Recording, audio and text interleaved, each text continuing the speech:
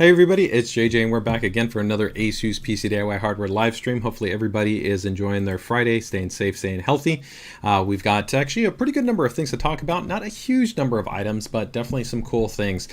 So we actually going to be talking about two brand new monitors that we have in terms of ProArt series monitor with a cool 1900 by 1200 resolution. We've got a new VA series monitor which actually integrates an Ethernet dock, which is pretty interesting. And we have a ZenWiFi mesh system that we'll be taking a look at, and of course your guys' questions and commentary. So we've got that, plus of course some general Q&A. We've got some cool giveaway announcements, and just of course a little bit of things to be able to weave in terms of the conversation. So let's see who we have joining us this week here on the stream. We've got H2O Computers joining us, man. Fantastic to have you here. Thanks so much for letting us know.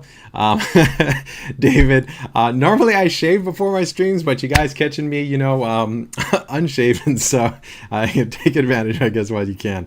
That is what it is. Hey Miguel, happy to have you here on the stream. Thanks so much. Erica, always fantastic to have you here on the stream. Thanks so much for letting us know the audio is good. NSW Mods is joining us. We got Thor joining us. PGPCs is joining us. David is joining us. Sue Min is also joining us. Fantastic. So fantastic for everybody joining us here. Thank you so much for letting us to go ahead and end out the week here with you on the ASUS PCDIY hardware stream. So we're definitely going to go ahead and get ready to kick things off here in a little bit. DDA 40 Fanix Bruce, that's quite a username. Thanks for these videos, learning a lot. Not a problem, man. Fantastic. Always here to hopefully help to try to provide some insight and some better understanding regarding PC DIY in general, and of course anything related to ASUS. So let's get ready to go ahead and kick things off and talk about a few new items here. So hey Houston, thanks so much for joining us here on the stream. So I think first things first, let's go ahead and just quickly get out of the way. I think two cool giveaway announcements, so I'm just going to go ahead and drop these right off the bat. So if you guys are interested, make sure to go ahead and take advantage of these, and we'll get ready to jump into it. Hey, how you doing, Mike? And Chad, also fantastic. Thanks for joining us here on the stream. So in terms of the giveaway, let's see what we got on. I'm going to go ahead and drop this right in the chat right here.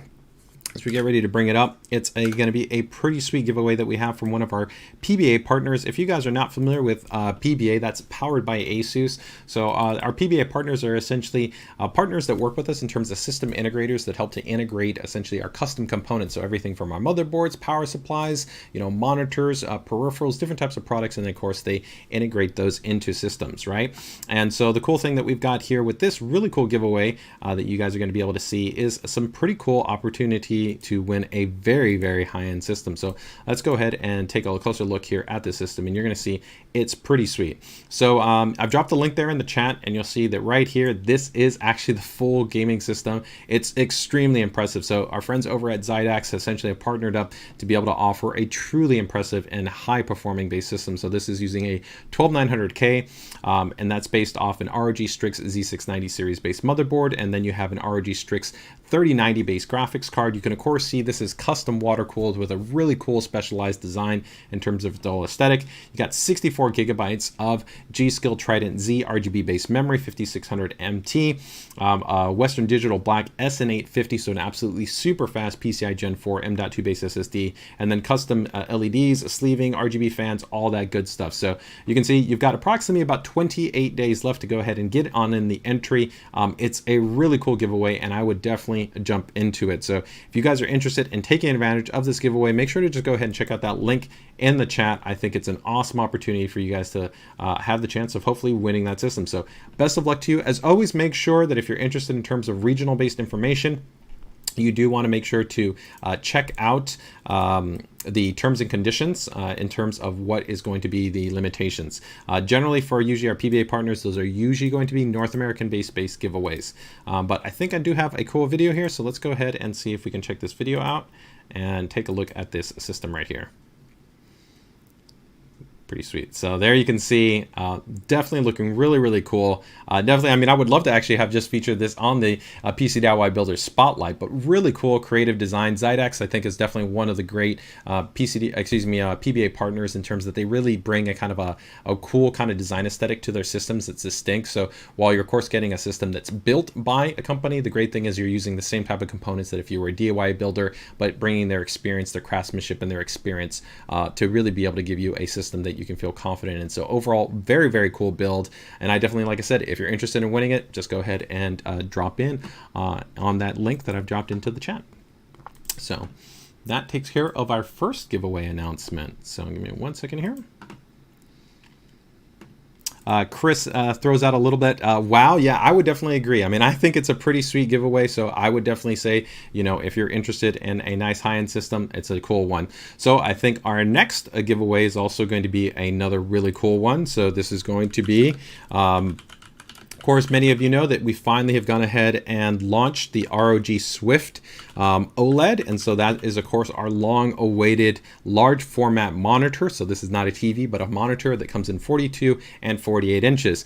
And to kind of be able to create a little bit of excitement for the community, if you're interested, guess what? You've got the opportunity to win one of these. And I can tell you this is actually a worldwide giveaway. So what do you need to do? Well, it's pretty straightforward. You can see we've gone ahead and created an Instagram filter here. All you need to do is essentially just load up the filter there on your phone. Once you load it up on your phone, you essentially can go ahead and place it in a different type of scenario. If you want to go ahead and just drop it there in terms of just kind of checking out maybe a space around your house and your desk setup, your living room, wherever it is that you think might be kind of cool and interesting to be able to see where you want to put an ROG Swift OLED monitor, then you can definitely go ahead and do that. You'll see that there are a couple of specific requirements right here. It says to take an IG Reels with the ROG OLED monitor IG filter and make it public. You do need to add the hashtags ROG OLED monitor and hashtag ROG monitor, and then tag our @ROG Global on the posted reels. So you do want to go ahead and make sure to take advantage of that. We are going to be running this until, you can see right here, September 20th. So you guys have some opportunity. If you're interested in winging out one of these awesome monitors, very cool. So you're talking about over a $1,000 monitor, right, in terms of its overall price point. And definitely, if you haven't experienced OLED, the impressive contrast ratio, that really smooth response, because of course that, you know, the inherent benefits that you have with an OLED is a really, really cool technology. So I would definitely recommend, if you're interested in winning it, then go ahead and check it out. So I will drop the link there for our, for that post if you guys want to check it out specifically. If you got questions on there, then you guys are going to be good to go there. All right, let me see. Hey, Connor, happy to have you here. Very cool. Oh, so fantastic. So yeah, Connor's actually one of the people that was one of the first ones to note. He's actually part of our PCDIY group, noted actually picking up the ROG Swift pretty much almost the moment that we had placed it online. And he is an owner currently of the PG42UQ, and he says it's really exceptional, and I would definitely agree. I think, you know, we've done a really great job on it, that if you've got the kind of that screen layout ratio in terms of that you can work with a large format display. And, you know, a little bit of a tip, some people kind of wonder, is it a little bit too large? And for me, in my experience, when you're working with a large format monitor, it's not so much about using the entirety of the monitor. You want to use it almost more like in quadrants, and you can use great utilities like Microsoft's Power Toys and create kind of group zones. And what you end up kind of doing is you run kind of multiple windows inside of this. And so it's really so much more about kind of using that space and not necessarily kind of fully utilizing it like in the same way you would just open up your browser and have it span across the entirety of 42 inches, right? But really awesome feedback to be able to get from Connor there in regards to the ROG Swift OLED in the hands of an actual user. So thanks for your feedback there. Very, very cool. Paul's giving us some feedback on his actually ProArt monitor. He's got the PA248CNV, and he says great colors and deep blacks, great for art indeed. Yeah, that's definitely the focus that we have with our ProArt series displays, and I'm going to be actually talking about one of those monitors in a little bit. So two cool giveaways for you guys, so make sure to go ahead and get in on those while you guys can. All right. Very cool. So that wraps up our two giveaways. So next up, let's go ahead and talk a little bit about some UEFI BIOS announcements. So not too many announcements that we have going on, but as always, you know, I like to try to keep you guys up to date when we have some things going on. So of course, over the coming weeks, we can definitely expect that there'll be quite a bit more kind of UEFI BIOS announcements that are going to be happening. As we know, we have the upcoming AM5 launch that'll be occurring, and then Intel Next Gen based platforms as well. So, you know, for those of you that might be considering adopting those platforms, rest assured, we're going to be very active at letting you know about updates from a week-to-week basis as they get rolled out. And also, of course, if you're part of the ASUS PCDIY group, you'll definitely find out about that information as well. So what do we have going on? Most of the updates, there's about, I think maybe like 5 or 6 or something like that. I'll have them posted a little bit later in terms of the ASUS PCDIY group in terms of the normal kind of UEFI BIOS update post, but I'll just go ahead and show you. This is really only going to be specific for a couple of boards out there, specifically DDR4 based boards that are on the 600 series based chipset. So I'm going to go ahead and pull up a board just here as a reference example. This is one of the boards that got the update, the Prime Z690P. So there's a D4 designation, right? And so usually the D4 designation would denote that it's going to be a DDR4 based variant. So this would also be for like the Prime Z690 M+, which is also another DDR4 based variant board. But you'll see right here that the UEFI got released in excuse me, the 15th, right? So just yesterday, and you'll see it's now part of the new 2000 series UEFI release, right? So that follows up the prior 1600 release, which was pretty prevalent across the majority of those boards. So again, if you're interested in finding about this and also other questions regarding kind of updating your UEFI BIOS, make sure to check out our ASUS PCDIY group. I'm going to link that right now. We have a dedicated feature post that I have that goes up. It's hashtag with, I think, UEFI BIOS, which anytime I release UEFI BIOS updates announcements, they're under the featured post. And then there's also an included FAQ doc, which gives you kind of the insights in terms of, do you want to actually update to the UEFI? What should you keep in mind, right? In most situations, I don't recommend making an update unless you actually are attempting to resolve or improve upon a certain aspect of your system's operation, right? If your system's stable, reliable, and everything's running great, then stay with the exact same build that you're running. Especially right now for 600 series, the boards are, I would say, in what we refer to as a mature operating state. So it doesn't really mean that you need to update the UEFI for improving stability or core kind of functionality. Many of the most recent updates have generally been targeted at actually enabling next generation microcode support. So for those next generation series of Intel series CPUs. All right, that takes care of our UEFI BIOS update there. But let me go ahead and drop a link there in the chat, just so if you're not part of our ASUS PCDIY group, then you can definitely go ahead and join us there. We'd love to have you. And in a moment, I'll go ahead and check to see if we got any quick questions that might have come up there. So give me 1 second here. PGPCs is giving a little bit of his perspective. He says, I only update the BIOS with a new build. Other than that, I don't touch it. So I think it very much depends. Normally, my recommendation is if you talk about building a new platform, if the platform has been released, I'd say within the first 6 months, then I do generally recommend that you update to whatever the latest build is, especially if you're building the system. As PGPC's notes here, if you're putting together the system, definitely update it beforehand. The only thing that I sometimes have a little bit of a caveat is that statistically, the 3 most likely points of failure in a new system would either be kind of your power supply, DRAM, or some form of misinstallation. And because DRAM can have an issue, I sometimes recommend that if you really want to be cautious, stress test your memory or do a memory test before you flash the UEFI because you don't want to potentially have faulty memory and have an issue during the flash. But if your motherboard has USB BIOS flashback, you don't even need to worry about that because it'll happen directly from a flash drive. You just plug it into a USB port, you hold down a button, and even if there was no CPU installed, there was no memory installed, there was no graphics card installed, you just had the power supply installed, you could update the UEFI BIOS. All right, very, very cool. Hey Andreas, happy to have you here on the stream. I don't know if I saw you in the last stream, but happy to have you here, man. Thanks so much for joining us. It's good to have you here in the stream.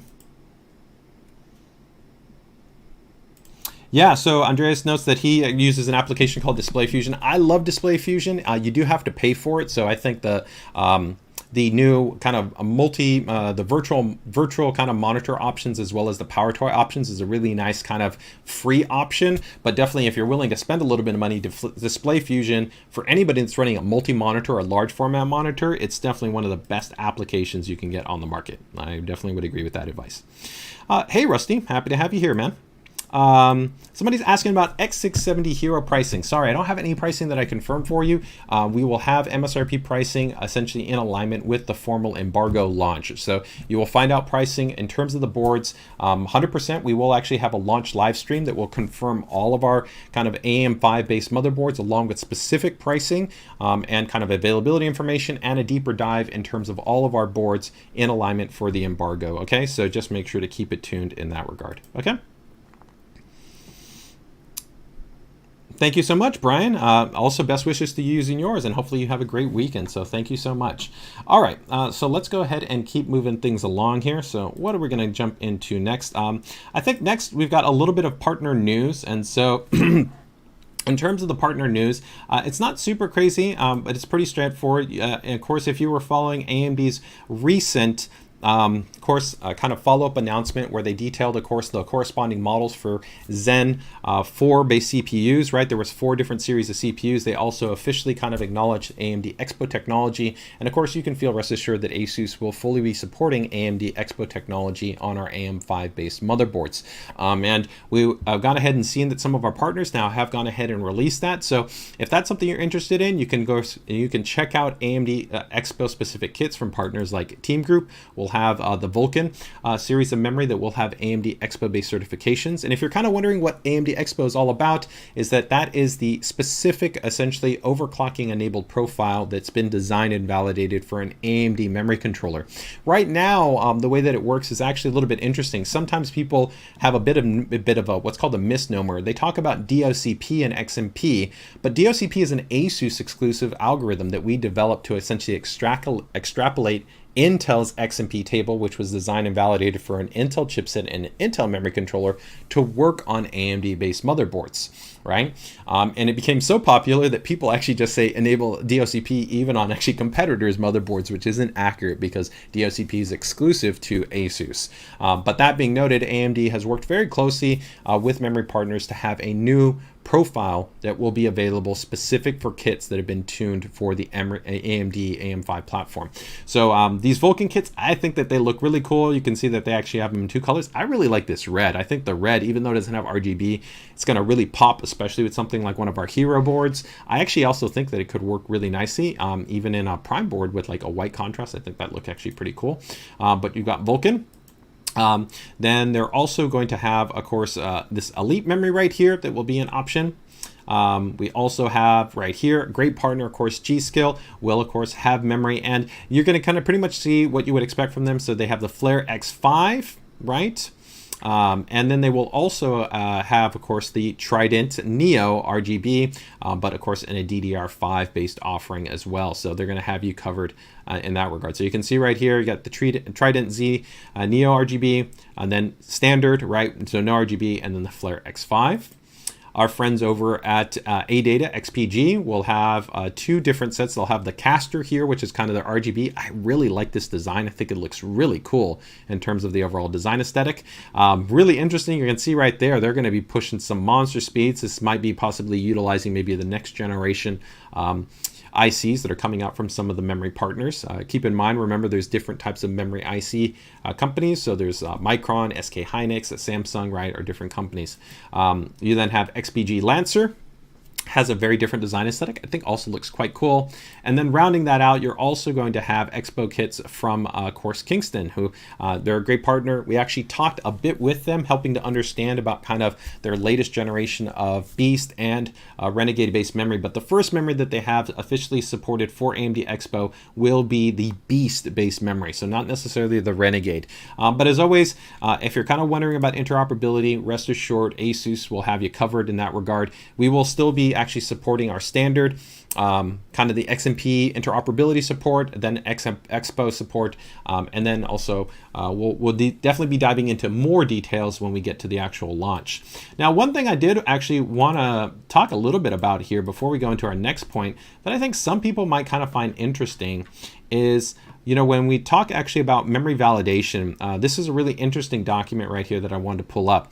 And you may not be aware of this, but when we really talk about that ASUS maintains kind of a full industry leadership in terms of memory interoperability, we really do pride ourselves in that regard. Being the world's largest and #1 motherboard manufacturer, we really work very closely not only with the CPU partners, right? So AMD and Intel, but then also with the direct memory manufacturers themselves, so Samsung, SK Hynix, and Micron, but then also the memory partners, right? So this could be Kingston, G.Skill, Team Group, Mushkin, Patriot, right? So many of these great partners that we work with as well.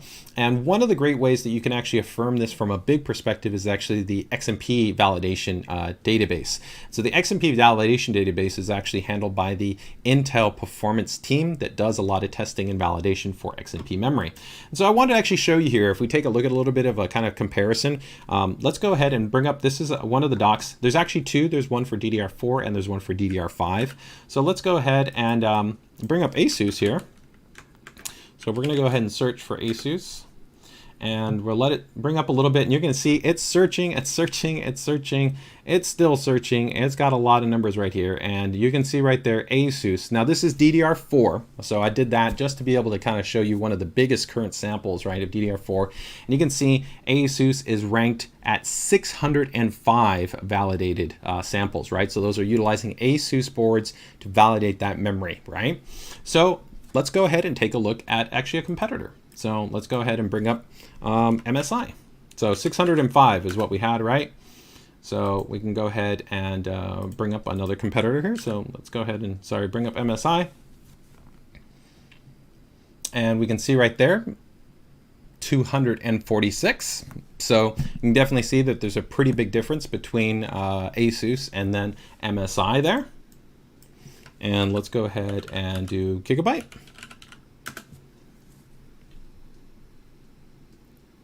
And we can see there 285, right? Versus, again, ASUS's representation there. So you can see it's quite impressive in terms of kind of the commitment on the biggest scale when we really talk on very high level. Now, of course, there's also direct QVLs that happen directly with memory partners. And so they will actually even list their own validation sometimes directly on their website. So like if you go to G.Skill's website, you'll very often see like ASUS motherboards directly listed under QVL for pretty much all their memory because they work very, very, very closely with us as an example, right? And similarly, you could also see the same thing, excuse me, if we go here to, do I have the data table over here for it? Yes, I think this is the DDR5 data table.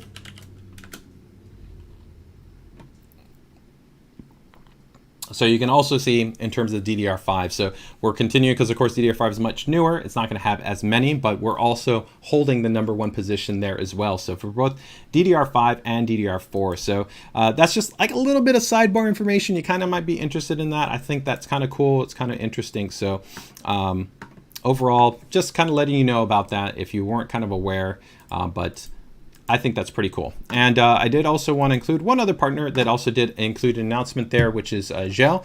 They're not as common. You can sometimes still pick them up, I think, from Newegg. I don't know always about availability on Amazon, but they definitely come out with some really cool designs. So they will actually have the Polaris-based Expo-based kits, and then they'll have this one, which is very interesting, the Evo V. And this Evo V is actually integrating an active kind of airflow design, which is pretty interesting. In our upcoming live stream that we're going to be doing that actually dives into kind of DDR5 memory scaling, how to do performance kind of tuning to some of the memory, and how to test out kind of different permutations and showing you how different CPUs affect your DDR5 scaling. One thing that you also may not know that we're going to provide a little bit of information is how different actually kits sometimes handle heat. Because as you actually increase your operating parameters, you're going to generally be drawing higher voltages. And there can actually be instability when you can't maintain memory at kind of certain target temperatures. So this is kind of similar of like thinking about that you want to keep your CPU at kind of at a lower temp to ensure the best stability or the best kind of boosting behavior. This is actually where heatsinks can have value.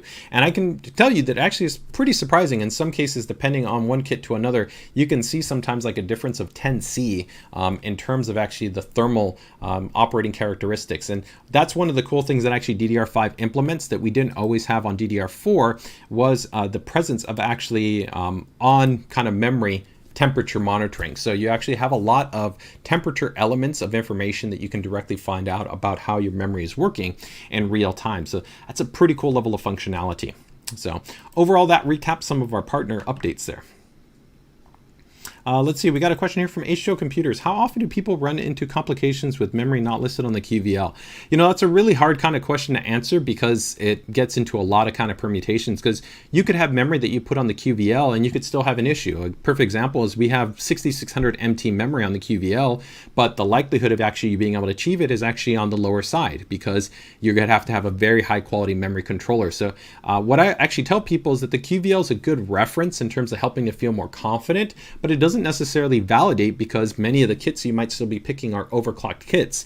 Plus, some users incorrectly assume that just because they see a kit of memory on the QVL means that they can like duplicate a kit, which invalidates actually the way that that profile was validated, right? So just because you see like two 6000, you see 6000 MT, but then you're going to go buy 2 kits of 6000, it almost throws out what you actually see validated there because you're running an entirely different load on the board and on the memory controller, right? And you know, the QVL is also always kind of like an ever-evolving thing, because we're always working with memory partners to fine-tune and improve interoperability and compatibility over time. So many times you can actually get newer kits that might be on the market that might not be on the QVL, but can be entirely supported. So I generally say it's a rough framework. It helps to kind of offer a layer of confidence. But there's also some variability too that a lot of people forget about. So when you talk about like memory production, I can tell you even this happened in DDR5, where we saw there was a lot of the early 6000 kits were actually using Samsung based ICs. And then some of the memory partners switched over to SK Hynix, but they actually kept kind of parity overall XMP profiles between the two.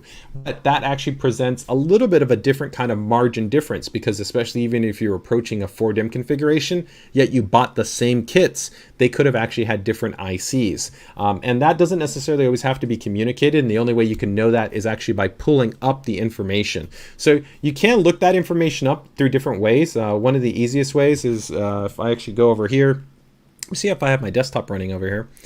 Yeah, I have it running. So right here, oh, I actually was running a secondary memory test there. Let me go ahead and stop this. But if I bring up like something like CPU-Z, that's one of the easiest ways that you can actually look at this information. But if you go over to the SPD information, you can actually see like right here where it tells you the DRAM manufacturer, it's SK Hynix, right? And so in some situations, you might actually find, hey, I put in that memory and you could have it from the same kit, but the same kit could actually be, could be a different actually DRAM manufacturer, right? So it could be Samsung versus SK Hynix.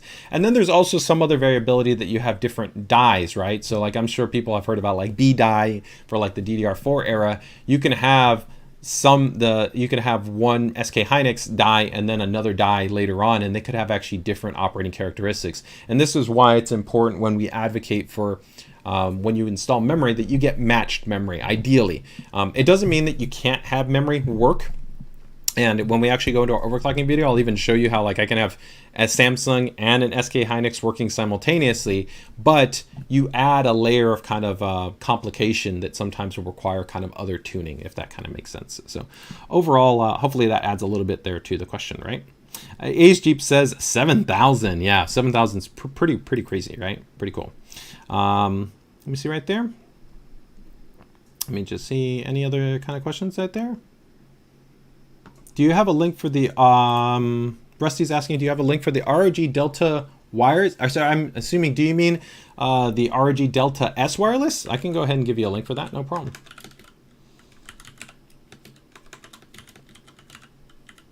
So there's two, there's the ROG Delta S wireless, and then there's the Delta S Animate. So I'm not sure exactly which one you're talking about, so but I'm gonna assume it's this model, so I'm gonna drop it for you there, and you can get that now. It is available on Amazon, so if you want to pick it up, you can pick it up there. All right. All right, so let's keep moving things along there. All right, so let me see what else we got here going on. Okay, very cool. Let's see. All right, I think next up here, let's go through just a couple of quick promotions before we get into some of the new products that we have coming out that I think are going to be kind of interesting here that you might be interested in. So we've got a few different ones to jump into, but I think the main ones that I quickly just want to kind of run through are going to be, I think, some pretty cool networking promotions that we do have right now going on. So if kind of you've been maybe thinking about finally making that upgrade to like, you know, like Wi-Fi 6, maybe 2.5 gigabit networking or something like that, then we've got some pretty cool promotions for you that that are going on right now. So let's go ahead and check out a few of these, right? So one of the first ones is going to be right here with the ROG Rapture. This is going to be one of definitely our flagship kind of gaming routers that we do currently offer. So this is going to have a quad core 2 gigahertz SoC. It's got 1 gigabyte worth of onboard system memory. It's a very high performance based base unit. It can also be used in a mesh networking configuration, so you can actually pair two of these together. It is a dual band based unit. It has dual 2.5 gigabit, so you could have 2.5 gigabit WAN and also 2.5 gigabit LAN. So if you wanted to connect this to a motherboard that has 2.5 gigabit networking, that's a great option as well. We also, if you haven't made maybe that upgrade to 2.5 gigabit, we have PCIe add-in cards and USB based adapters that can both offer you 2.5 gigabit LAN. So this is a really, really nice unit, really feature stacked in terms of a lot of options to be able to prioritize, whether you want to prioritize gaming, you want to prioritize streaming, browsing, you want to have traffic analysis to be able to see all the different content that's going through your network, whether that's going to be YouTube to Steam to, streaming platforms. That's all broken down for you. You can even see it per device, a lot of really, really cool functions, but you'll see pretty massive price savings. This model is normally priced at $400. And right now it's at $330. So I think that is a really great price point. So I'll drop the link in the chat there in a little bit on that model. But if we want to save maybe a little bit, and maybe that's a little bit high for you in terms of the budget, then we've got a drop down here with the RT-AX86S. This is still a Wi-Fi 6 enabled unit. You still also get 2.5 gigabit networking support on this, but only one port. It is configurable, so you could use it like a WAN or a LAN port. You also are going to be slightly dropping down in terms of that this is going to be a different configuration, where on this model right here, this is going to be a 4x4. Here you're going to be looking at a 3x3 base configuration, still high performing base chipset that's also going to be on here, and less memory. I think this is 512 megabytes of memory, but still really nice model. And you can also do mesh networking with this unit as well. So again, $50 price savings, normally $250, and you can get it for $200. Moving on here, if maybe you want to go higher end, well, we've also got you covered here. If you want to really kind of take it up to the next level, we've got the GT-AX 11000. This is a pretty big price savings. You can see normally at $450, but we've got it at $350. So this is $100 savings that we have on this unit. And here, the big thing you're going to be getting is, of course, you get tri-band support. So you're going to get 3 bands. So this is really great if you've got a number of high-speed devices in your house, or even if you really have a really large level of coverage and you want to consider mesh networking. So normally, when you talk about a mesh network, you actually have like one band that is dedicated to connecting essentially the 2 routers together, right? So one node and one node. With 3 bands available, you can essentially have still 2 bands that are available to you for wireless connections. So 2.4 and 5 gigahertz. So it allows you to maintain actually a much faster level of experience for those mix of devices. So that's a really cool kind of benefit that you have by moving over into a dual band. High performance quad core, 1.8 gigahertz, 1 gigabyte worth of memory also on this unit. This unit also has a 2.5 gigabit LAN port on here. So again, very big price savings, $100 in terms of off on this model. Dropping down to even a little bit more of an aggressive. This is about the cheapest model that we offer if you want to jump into Wi-Fi 6. Maybe you've got a smaller kind of maybe like a little condo or like a 2-bedroom apartment or something along those lines, and you just want to be able to have something that's stable, solid, good experience. Updates to Wi-Fi 6. Wi-Fi 6 is pretty much in almost all the latest devices in the last few years. So laptops, phones, consoles, even TVs. A lot of devices now have Wi-Fi 6 at a minimum. This is a more basic 2x2 base enabled unit, but you still get an updated SoC. You still get our great app experience. Still get a good number of options available to you within the firmware for customization. And this is a pretty nice savings. Normally $100. This is $30 off. So very reasonable. And again, if you needed more coverage later down the road, this unit also supports AI mesh. So you could actually pair 2 of these together to give you even a more range. So I think for the price point, this is a really great option. Again, if you're just looking for a nice upgrade, based on our polling, there's still a lot of people out there that are running Wi-Fi 5. This is a really nice option to be able to jump into Wi-Fi 6, okay? So last 2 models to take a look at here. If you want to go again on that really high-end side of the fence, we've got the GT-AXE 11000. So this, again, another really big price savings right here, almost about $100. You can see $550 is the normal price point and $450. So yeah, it is about $100. And the big thing you're going to get here is this unit is going to really step up into giving you tri-band, right? But Wi-Fi 6E. So that 3rd band is you have Wi-Fi 6E. So if you got one of our latest laptops, if you have one of the newest phones, if you have you know, a new motherboard that has Wi-Fi 6E, you can get some insanely high speed performance. You're literally talking about multi-gigabit base throughput. If you talk about like in the optimal range of about maybe 15 feet, you could be seeing 1.5 to maybe almost even 2 gigabits of wireless throughput. It's really, really impressive. You're talking about a significantly faster speed than a gigabit Ethernet cable with Wi-Fi 6E. So it's really impressive. And again, you have the ability, you could do AI mesh. So even if you needed to cover something massive like 5,000, 6,000 square feet, you could pair two of these together and have a supreme, really high performance based mesh network. Plus it looks really cool, but this unit is really built for performance, right? And you have an extensive level of networking. The last option I want to talk about is one of my favorite models, and again, really great price point. Normally $350, and you can see it's actually priced at about $280 if you buy it directly from Amazon. Still a very significant savings that you have there, about $70. But the real cool thing is here is this is a 4x4 router. It's a quad core based SoC, 1 gigabyte worth of RAM. But the big upgrade on this model is this has 8 Ethernet ports on it. So this is a really cool model that if you still want to connect a lot of different devices to the router, it makes for a great option. And if you even pair two of these together, maybe you do something like a media bridge.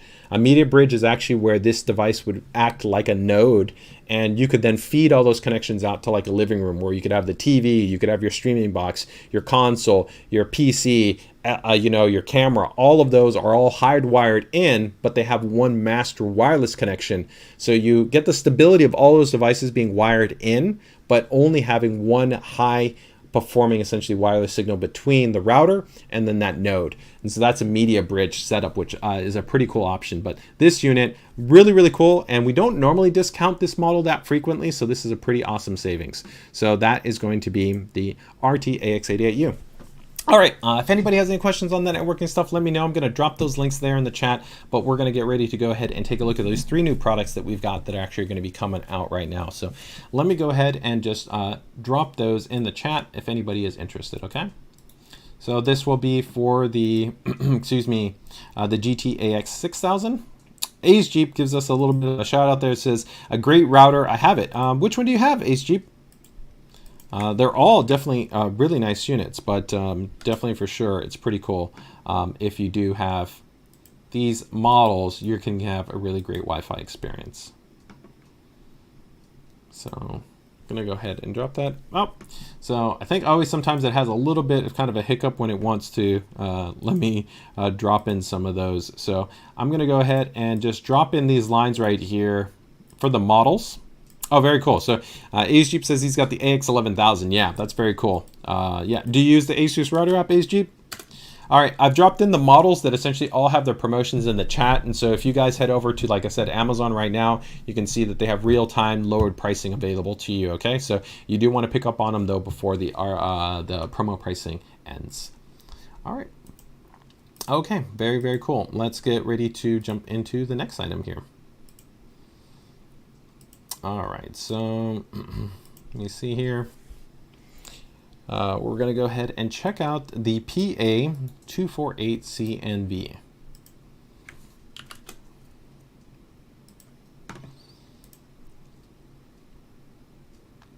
All right, so this is going to be a ProArt series monitor. If you guys aren't familiar with essentially what we do in terms of the ProArt series monitors, these are going to be our kind of professionally targeted displays. But even if maybe you're not like a professional, you're just a hobbyist and you really appreciate high color quality, factory calibration out of the box, the flexibility to more fine-tuned colors, also a very high level in terms of panel uniformity and consistency. Our ProArt displays really do outstanding in that regard, and that's because we are targeting them for kind of prosumer and for professional use.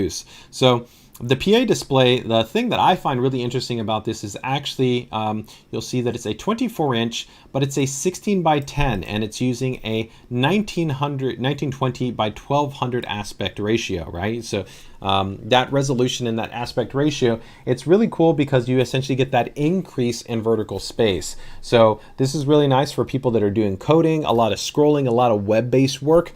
They tend to like that. Of course, with this being an IPS-based display, you do have the flexibility that you can adjust the orientation of the display. So if you want to go with a portrait type display, which a lot of people are doing maybe code or development, working with certain applications, maybe looking, in forums, things like that. If you want a different orientation, then you can do that and still have a great viewing angle, but you're also going to get that further experience improvement that you have with a horizontal based orientation.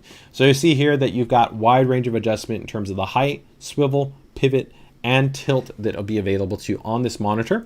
As I noted, factory calibration out here, so outstanding color accuracy outside of the box, you're good to go. You still get all the kind of far-reaching options that we really target on PA series, so that's like 6-color access control. We have gamma control options. We have, of course, Kalman verification support on there. Pretty cool right here is going to be also extensive connectivity. So you have DP over USB-C. So that means you've got a USB-C cable, and that USB-C can provide 90-watt power delivery.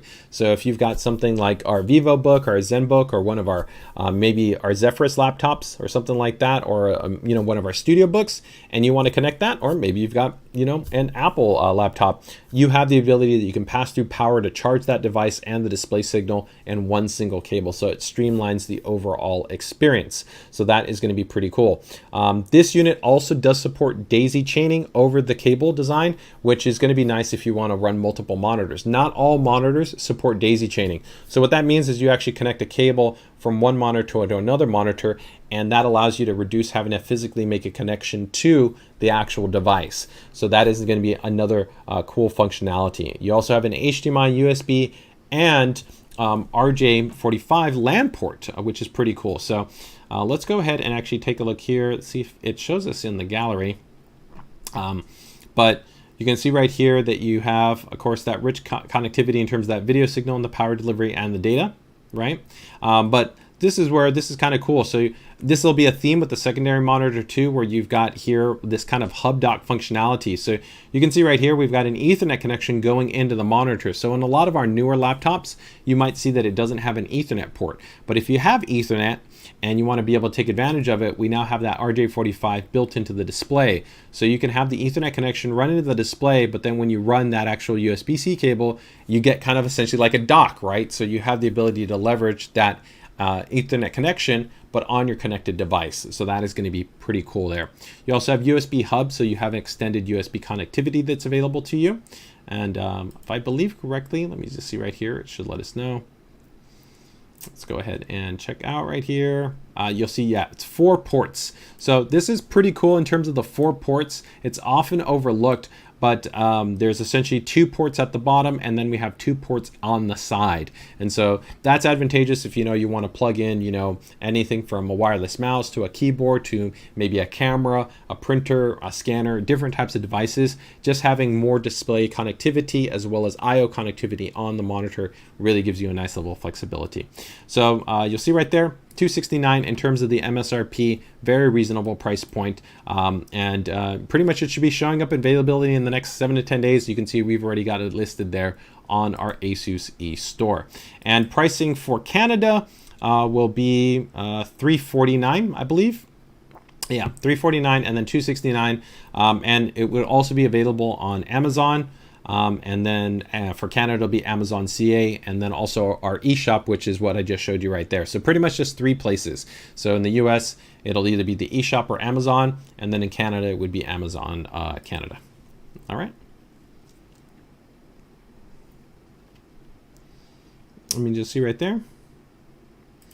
So David notes, says, I miss my 16:10 monitors. Always like the vertical space increase. Yeah, so we're, I think, one of the very few manufacturers that are still producing that. Most, of course, monitor manufacturers are not producing that, but we still have actually a reasonable amount of people that feedback that they like having that additional kind of increase in that vertical space. So we have kind of occasionally refreshed that as an option that we have within our monitor lineup. Okay. All right, very cool. And let me go ahead and just drop that model there in the chat if anybody has any interest on it.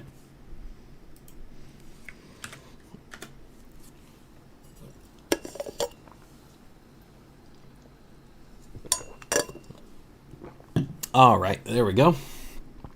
All right, next up, let's see what we got here. I think next is going to be a VA. Yeah, VA series.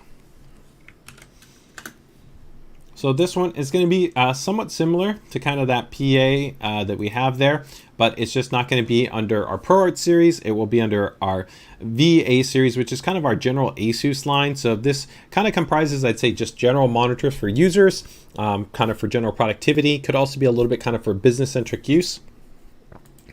That we have right here.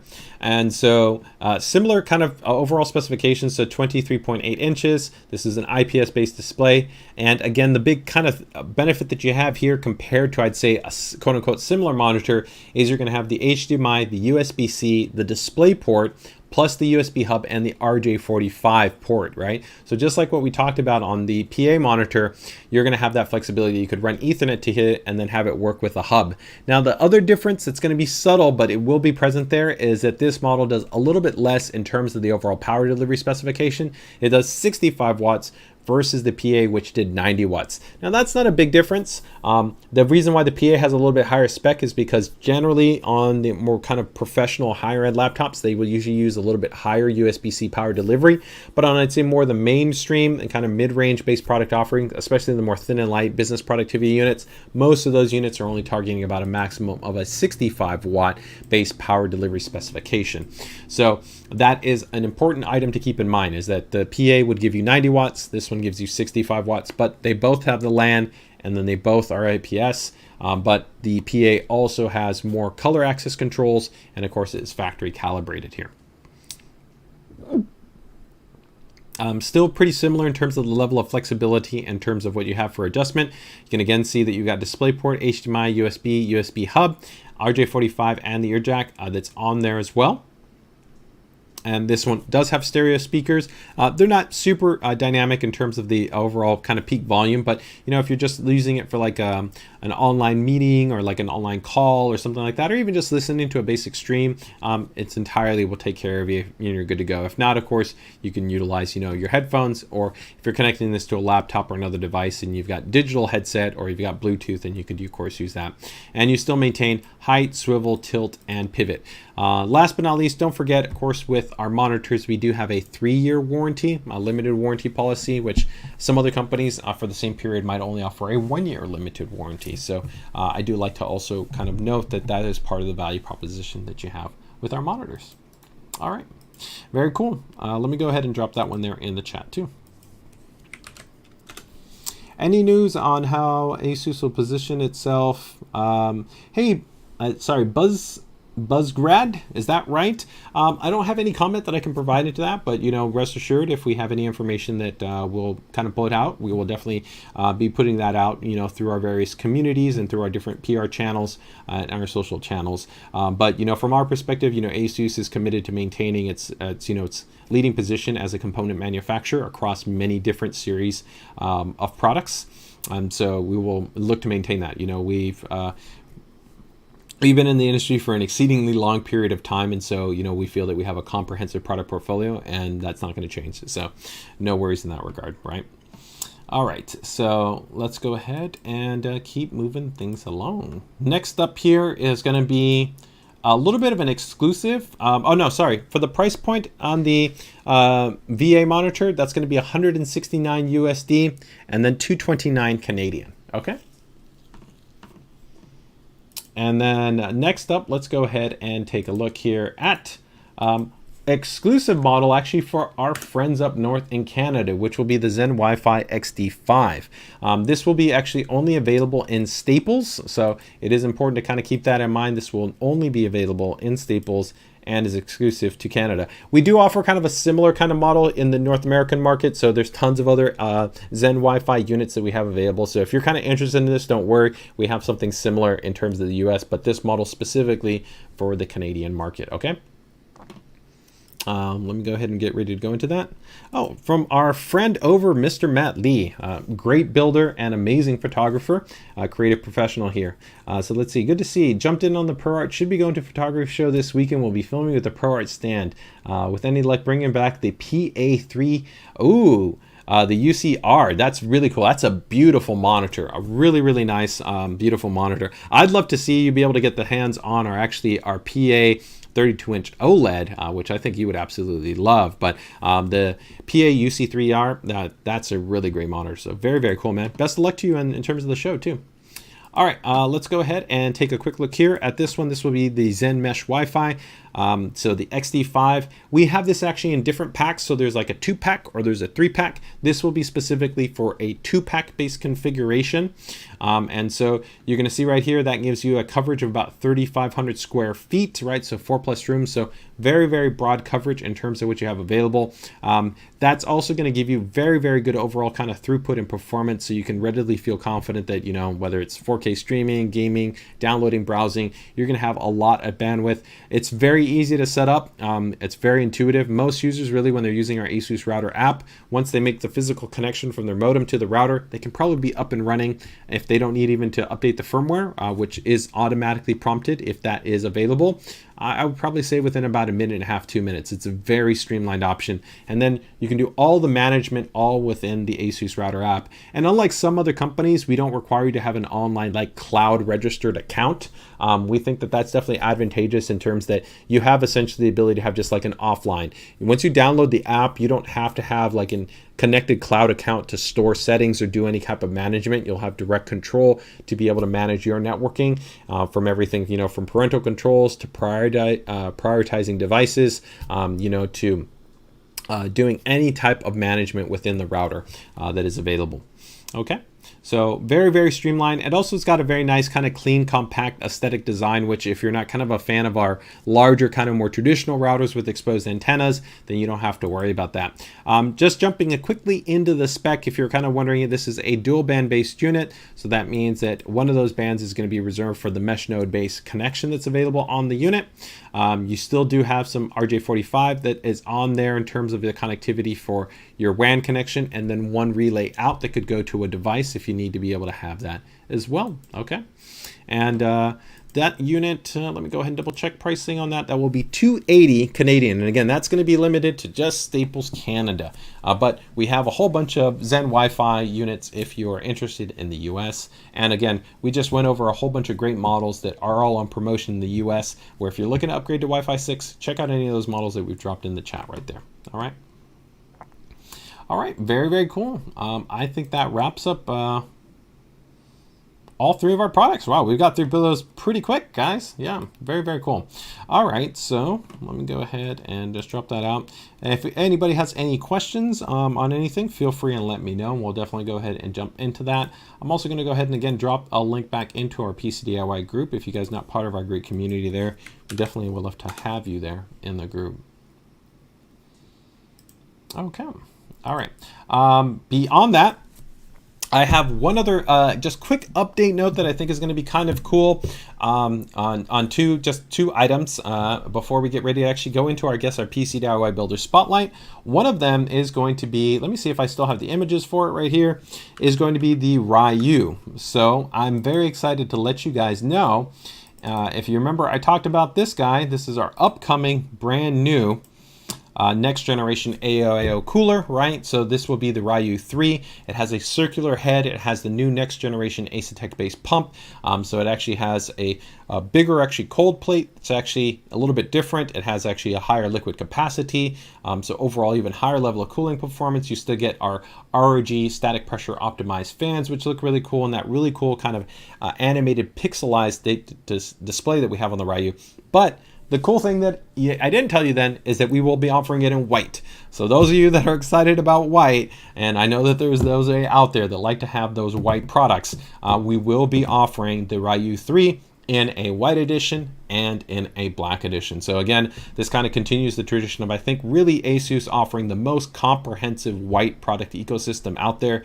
I don't think any manufacturer has literally the depth that we have in terms of white products. We have literally white motherboards, white graphics cards, white coolers, white power supplies, white keyboards, white mice, white headset, white routers, power supplies, if I didn't note that right. Literally almost, I think, every core component we have has at least one white product within our product lineup. So that is quite a specific undertaking. People think that it's actually not. It's actually quite challenging. White is, from a production and yield standpoint, more challenging, more complicated, and even more costly to produce.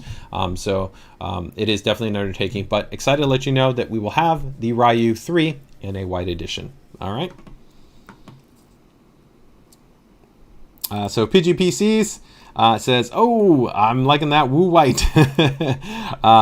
War King is asking about display temperatures. Let's just wait. Well, I don't want to kind of break down exactly what we're going to be doing in terms of the readout functionality. So rest assured, we'll cover that in a full breakdown for the Ryu. There will still definitely be a little bit of a difference in terms of the display reading out in terms of how that compares to like the Ryu Jin, right? Because the Ryu Jin has a traditional screen, right? And that screen has, I feel, more flexibility if you're really interested in kind of stat readout, because the Ryu Jin can have, of course, up to 4 stats that are read out directly through Armory Crate, or of course you can have ASUS integration and have your own custom stat panel with multiple values. So if you're really kind of a stat fiend, then I think the Ryu Jin is still the preferred option. If you want something that's a little bit more kind of aesthetically varied, right, then I think that the Ryu, but the Ryu will also be really performant. So, you know, they're both going to be great options, but we've got more coming. So just make sure to keep it tuned in the not too distant future for that. Okay. All right. Connor's asking, the new Ryu looks great. Is the display customizable? Yes. So we will actually be classifying that as an anime matrix type display. It won't necessarily be to the same extensive degree that you have like on right here on the extreme board, but it will be customizable. So there will be, we're going to be leveraging the entire kind of anime matrix display functionality that we have right now in Armory Crate. So yeah, there will already be kind of preset options with different customization layers that'll be available to you. So you will be able to go ahead and trick this out, but we'll definitely dive into that in the not too distant future when we do actually have the launch live stream. I'll go through actually the level of full customization and control that you'll have specifically for the Ryu. Okay. All right. So the other one that I wanted to talk about is going to be the GT502. If you guys remember, I talked about the GT502 not that long ago. So let me go ahead and bring this guy up here. Let me just see if I have. I'll probably, let me just see here. It's probably easier if I bring up my Tough Gaming fans, right?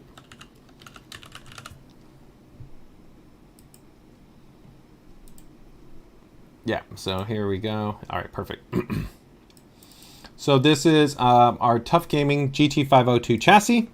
Of course, this is our split chamber based design. There's actually some really cool design elements that we have on this chassis, and we'll be diving into this actually in the not too distant future when we do the full kind of unveil, and we'll kind of dive into all the kind of design elements and what we've done in terms of the kind of configuration options, how it lays out, and kind of the ways that differentiate itself from the GT501. But the main thing that I essentially just wanted to let you know about the GT502 is that we will also be offering the GT502, and guess what? White. So we will be also offering this guy in an alternate colorway. So again, maintaining that big focus of giving you a lot of flexibility when it comes to defining the look and feel for your system. So yeah, there you guys go. So 2 just quick updates on the Ryu 3 and then the Tough Gaming GT502. All right. So make sure to keep it tuned there. Last but not least, this is just a quick sidebar update because I know that I've had people that have asked me about it a few times. So let me go ahead and bring that up right here. But if you've been wondering about here, let me just see. You've been wondering about this guy, the Thor 2 1600 watt. We are now getting in initial inventory. So we are hoping to probably look to release the 1600 watt. I don't know if we'll have it before the end of the month. I think probably realistically it will be beginning of October time frame.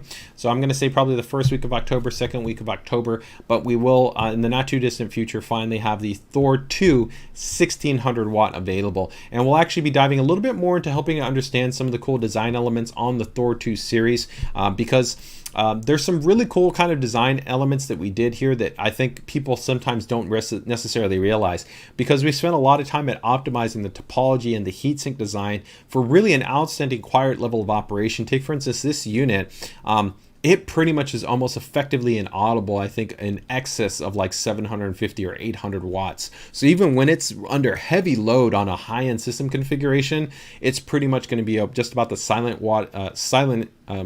the most silent PSU in its class. When you compare that actually against to many other similar like 1200, 1600 watt power supplies, the almost noise output delta difference between the load and the fan kicking on the system could be almost like a 50% delta. So those PSUs, they would really start ramping the fan and producing more inaudible output around probably like 400 watts or 450 watts compared to the Thor, which is going to be significantly designed to maintain a much quieter level of operation. So you might kind of say, well, why does that matter? For me personally, I find that like in a higher end build, when you're putting in a lot of nice equipment, you've got nice fan setup, you've got maybe a nice water cooled setup. One of the things I really appreciate is having a system that is very quiet. And so if I'm just sitting there not doing much, or even if I'm actively gaming and the rest of my fans are running like at a nice like 800, 1000 RPM, I don't want maybe my PSU fan to be, you know, really ramping up and being something that I can noticeably pick up, because sometimes it's not just about the speed of the fan, but it's whether or not the fan's kind of ramping up and down, right? And so we'll be talking about that in the not too distant future, but overall, make sure to keep it tuned if you're interested in the Thor 1600 watt. Okay. All right. Let me see right here. Connor says Thor 1600 watt. I've been waiting for this. Thanks for the info. Can't wait to get to the dedicated. Can't wait to get for the dedicated stream to discuss the updates. Yeah, no problem. Hey Cameron, fantastic to have you here. He's got his very cool Star Trek based build, man. Awesome. Yeah, me and my lady, we're watching Enterprise right now, so it's cool to be able to again recap your build in the last PCDIY Builder Spotlight. He says, I swear I've never heard my Thor. Yeah, even on the first generation Thors, because we had that not only very optimized fan design that we had on there, but the double the size of kind of the heatsink assembly, it really allowed to maintain not only better overall operating efficiency for the components, but it allowed for that lower operating temperature where the fan doesn't come on, because we've got that more passive airflow. So it does really allow for a very quiet experience, even when you're kind of really heavily loading all the core components in the build, right? And Matt gives a little bit of feedback, because I've been using the Thor P2 for 2 weeks and haven't heard anything from it, even at 680 watts. Fantastic PSU. Very, very cool. And David also gives us a little bit of a feedback there too. Even with the fan running, I've never heard my Thor 1200 watt. My AIO is louder. I would agree with that too. The operating noise footprint, I believe actually for the model is sub 30 dB. So it is very, very quiet. And yeah, it would be probably more common that you would probably maybe hear your PSU before you, you would hear the AIO before the PSU. All right. Okay, so very, very cool. Let's get ready to go ahead, I guess, and jump into the PCDIY Builder Spotlight. So let's go and get ready to jump into it.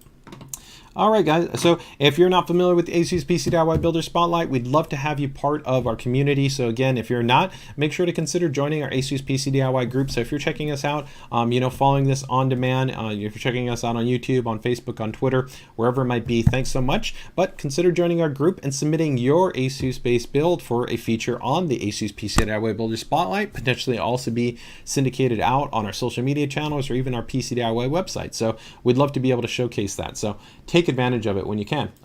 We've got a number of pretty cool builds to be able to jump into today, so let me go ahead and see what we're going to go ahead and get started with. I think we've got one pretty cool one, I think from Otabatech. I'm not sure that's how to pronounce his name, but he had a really cool video that was called Three Brothers that I'm going to want to kick off the stream with, that I think was pretty cool. So let me go ahead and bring this one up here, and we'll show that off. All right, so give me one sec here. And let's bring this one up here. All right, so this is going to be Three Brothers, and this was not actually be a full build here, but I do think I have the submission form that he did go ahead and fill out. So let's go ahead and get ready to take a look at this one right here. All right, let's see what we got right here. Looking pretty cool. So we can definitely see we got a motherboard there. Looks like an Ryzen base 5950X, pretty high performance. We've got an ROG Strix graphics card that we've got in there. We've got a nice little cool tight shot showing the installation. Ooh, we've got a 980 M.2, so PCI Gen 4 M.2 base SSD, some HyperX memory that's being installed in there. It's very, very nice. And you can see, of course, that nice integrated IO shield, Noctua IPPC based fans. That's definitely going to be a Thor power supply in there. So how is this all going to be coming together? This looks pretty cool. All right, then we can definitely see, oh, nice card in vertical orientation. Some quality cable management in the Helios. Yep, I'm liking this. So far, everything. Ooh, we got first generation Ryujin in there, so still very cool cooler. And we can see it all nice, lit up, very cool, very clean. But I think that's why he calls it Three Brothers, right? That's pretty cool, right? We got not one, not two, but we have 3 Helioses in there. That's pretty slick. I think that, yeah, I gotta slow that down just to look at that. That's some nice performance. If those are all matched, that is a pretty sweet set of builds, right? 5950Xs on an X570 series ROG Strix board with that beautiful course memory that you've got there. I believe that's going to be the HyperX. I think probably those are the Renegades. And then we've got, of course, the 30 series card, the Thor in there along inside that Helios. That's very cool. And then I love at the end, kind of ending it out right there with, of course, the red and black aesthetic. What's not to like? I think that's just a great way to be able to kick things off right there. Very, very cool. Let me go ahead and just see here what he actually noted in our submission form. Let's see if we had anything right there. So yeah, that's from Otapek, hopefully. If that I'm saying that correct. So let me just see here if we have a link that he supplied, or if we'll just kind of keep it there maybe on that last image shot for maybe one of those builds. Where can we go? I want to see at least a little bit of it. There we go. Okay, so I can go ahead and I can work with that. Go ahead and bring that up here.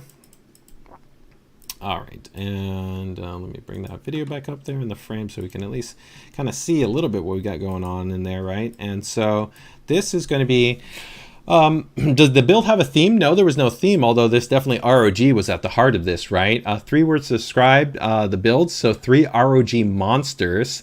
The builds have a name, the 3 brothers. So yeah, it looks like pretty much all the systems are using the same core components. So Ryzen 9 5950Xs, so absolutely beastly performance that we have in here. And ROG Strix X570-E, Ryujin 360, so that's the Gen 1, first generation with the OLED screen versus the new LCD display that's on the Ryujin 2, a Thor, a Platinum power supply in there, a 970 terabyte, 2 terabyte base SSD, and then also a Samsung 980 Pro 1 terabyte, so 3 terabytes total there.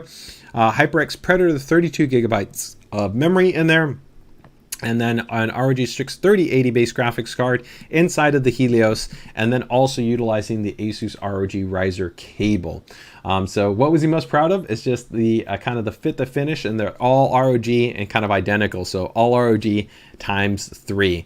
Took him about 2 days to put this all together, and the assembly was for one of his customers. It didn't know what the customers were going to be using it for, and he's just a huge fan of the ASUS kind of features, function, and design. It was very cool to be able to put together these systems, man. But overall, very cool, man. Thanks for sharing. Those are 3 awesome builds. I think anybody would be happy with those systems. So overall, pretty sweet.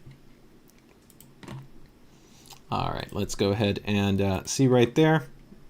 So we got a little bit of feedback from people right there. Somebody's asking, is saying, so will you make a Thor 2 in white? Right now, we don't have any plans to do the Thor 2 in white.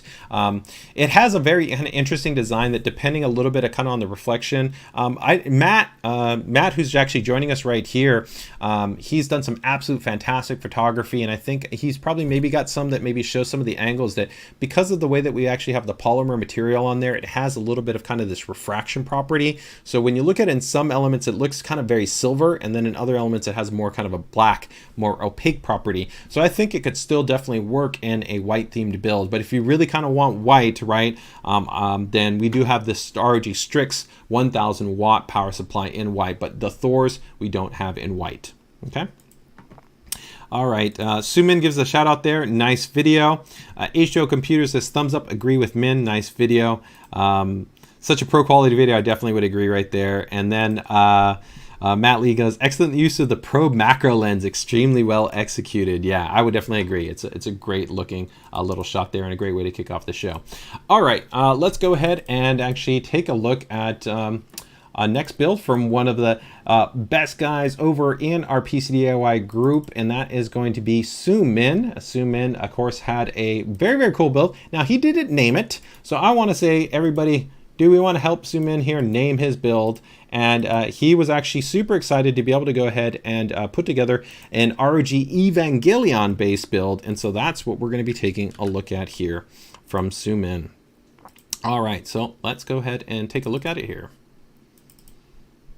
All right, very, very cool. So let's bring this guy up here.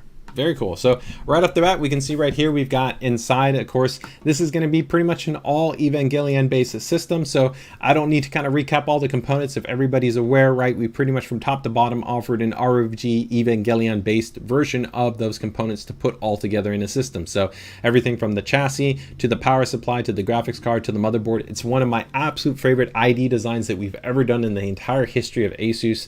And I think when you put it all together, it looks fantastic. There are going to be some customization elements right here. So it looks like here there was some customization in paint that was done to the of course pump and reservoir that we got right here. So that's a little bit of customization, and of course the hard line that we have built in here. I like the approach in terms of going with the hard line tubing here to not necessarily take up any kind of immediate visual space from the motherboard. So going up and kind of above the top of the board, which I think is a nice kind of clean level of implementation. So I'm a fan of that approach there. So you get still nice visibility right here, especially for the section here in terms of the polymo lighting that's going to light up, leaving the DRAM unobstructed. Even this nice little kind of depth and foreground space, leaving it unobstructed. Nice clean cable routing right there to route to the sides, and then down there at the bottom. So you can go ahead and take a little bit of a tour right here. And oh, very cool. So he actually, you can see right here, he did integrate our Tough Gaming ARGB fans. So normally this model already comes included with our ROG gaming fans, but he went ahead and did upgrade them. I will say that those are a little bit of an upgrade because these even use a superior bearing than what we would have in the actually included ARGB fans. But the ARGB fans are quite nice, but these Tough Gaming ones are an upgrade compared to the ones that do come in there. And now we can see we've got it lit up. So definitely now it's really kind of come to life, and it's got a really cool vibe to it. I love that we have that kind of 2 points of color, right? Can give you a little bit of that contrast there. So we've got the purple, and we've of course got the green right there, which gives it a nice little just look and feel to it, a nice little pop. I love, this is absolutely one of my favorite light bar implementations that we've ever done on a graphics card. It might rival, my favorite I think has been the infinity display that we did on the Matrix series. That's probably my favorite RGB illumination design that we've done on a graphics card. It looks really, really cool. But this one, I really, really like the way that this came out. So overall, really nice. Really cool with a nice pop. And I also like that we don't directly see any LEDs right here. You see a little bit of the bulbs, and so you could argue that maybe if you wanted to have just a little bit of a cleaner lighting line, you could go to a diffused RGB strip as opposed to here having an RGB that has the actual LEDs a little bit more visible. But you know, once you place the panel on that, I don't think that's going to be a big factor, so I don't think that you would have to swap it. I think you're fine. Now here as we pull back right there, we can see you actually have it in the different orientations. So let's bring up the debate. Let's see what people say, right? You know, a lot of this depends, I think, on positioning, on design, on your, you know, your preference, right? There's so many different ways to play in it, but let's see what people's thoughts are. Let's go, the classic debate. All right, let everybody drop it in the comments. Are you team vertical or team horizontal? Right? They both look really great. You know, definitely the card still has a really strong ID design. You know, I remember working with our team when we were doing our 30 series design, and I wanted the card to have definitely a strong, prominent visual feel on the front side and still have our RGB light bar have actually diffusion that give you a little bit of a backfill lighting. So I still think it looks really cool. I do feel that it eats a little bit in there, right? You know, but it still has this nice vibe because since you get the continuity of the design here in terms of the Evangelion here, this nice tubing right there, you can see that he did a little bit more work to tie in some other items. Like here, he's got the flow monitoring and some pieces like that. You still have nice visibility for the DRAM that moves in. So you still get a kind of good, I think, top to bottom kind of flow, if that kind of makes sense. But I personally prefer, I think, the kind of a little bit more depth and contrast that you have right here. Now you could kind of play around with this a little bit more. We don't have illumination here with the RGB lighting, so I would want to see that pop. I feel that's not as balanced, right? You would want to kind of go apples to apples as much as you could, and there's some differences here. But they both look very, very cool, right? So either which way, I don't think you can go wrong. But you know, to each his own in terms of how they like to kind of run it and set it up, right? So at the end of the day, that's the other cool thing, is the Helios gives you the flexibility that you can go ahead and set it up however you want. He went ahead and included a couple of other lighting shots. I actually kind of like that green. It looks a little bit bright there, but that's just the photography in there. The green actually would probably look pretty cool in the nighttime in terms of the vibe, right? I think I dig the purple a little bit more as being my kind of background color, and then having the green serve as kind of a little bit of a pop of contrast. That's my personal preference, but they're both cool. And so here we can see now, see, that's with the lighting on display. So you can see right there, now that really pops, right? Like I really like now seeing the memory pop there, seeing, of course, the Berserker, right? The EVA unit, then, of course, that strip and that light bar. Overall, really cool. And definitely took advantage. I mean, he filled out. You know, realistically, you didn't need a dual rad zoom in, but I know you like that premium experience. So he definitely stacked it in there with a lot of water cooling hardware from Bits Power in there. It looks fantastic. You know, you could really actually just do one rad and it would have been more than enough to cool the CPU and the GPU. But, you know, you got the space in the Helios, so why not take advantage of it, right? So overall, very cool build. Let's go ahead and leave it on that shot. I think that's one of my favorites right there. And let me go ahead and bring up his submission form. And let's see, what did people say in terms of the feedback here? So Suman says, sorry for the photo quality. Photo quality is totally good, man. Don't even worry about that. PGPC says, love it right there. HO Computers, great build, man. I like how you painted the reservoir too. Yeah, I think that just helps to tie it in, because I'm pretty sure that's the Bits Power pump and reservoir. And so it has like a really cool design, but it has like a little bit of a silver, and it would have looked a little bit out of place. So I think being able to tie it together, it kind of looks good, right? Nelson Lopez says, what a beautiful build. Wow. Looking good, loving the cable colors. The reservoir comes in 3 colors. Yeah, definitely I would agree. Miguel's giving a shout out there. Suman's build is great. PGP says horizontal. Tech says horizontal. And then HCO Computer says horizontal. So, and SW Mod says horizontal. So I think Team Horizontal wins right there, right? And it looks great. I mean, we've seen a number of ROG Evangelion builds on the stream, and I've seen them also with vertical, so they can look great, and they both really do look great. So no qualms in that regard. So let's see right here. So did the build have a theme? Yeah, ROG Evangelion build 2. 3 words to describe the build is ROG and ROG. No name for the system. Of course, I'm not going to recap all the hardware, but he's pretty much got all the ROG-based hardware from the Evangelion-based lineup, and then a 12900KS, and then he's got team group of 4 DIMMs that are running in there. I don't know what the manual memory divider is, but I would probably assume he's probably somewhere like around like 5600, 52 to 5600 MT is probably what he's running. Total budget was around probably about $7,000. What was he most proud of is the colors of the build. Is there anything he would change about it? Nope. He's really happy with it. Took him about 1 month to be able to get it together, and that was probably more on our part just because it took us a while to actually get all the parts available, right, in terms of them getting all released, because we didn't release them all at one time. He pretty much uses the system as a showpiece, but also uses it for gaming, and he's a big fan of Armory Crate. You know, one-stop shop to be able to monitor and manage and kind of tweak and tune his RGB lighting, monitor his system. So overall, very cool, man. Thanks so much for sharing your build with us, Suman. All right, very, very cool. All right, let's go ahead and check out our next build here. So, what do we want to go? I think let's go ahead and stay in the ROG wheelhouse here. And we're going to go with one of my favorite modders and builders. And that is going to be Derek Wilson, of course, from Rhodes PC. And you guys, of course, saw this in the thumbnail if you saw it for the PCDIY stream. But we actually worked with him in kind of secret, and you can actually watch a great little kind of a 3-part video series that we went ahead and released actually on our YouTube channel that actually documents the kind of the builds experience and the journey here in terms of actually creating Omni. So for those of you not aware, let's go ahead and quickly kind of touch on ROG and Omni, right? So if you're not aware, we actually have something that is called the ROG Worldview. And so in the ROG Worldview, there's kind of like all this background story to the different characters that we have. So from Horseman to Seven to Akira to Go, PKD to Omni, we have all these different characters that kind of live within this world environment, that there's a cool series of stories that we've been developing to kind of give just some interesting kind of perspective to the world of ROG from a different kind of angle and a different, different way to kind of just be a fan, right, of what we have from kind of the design and the development of what we've done from a hardware,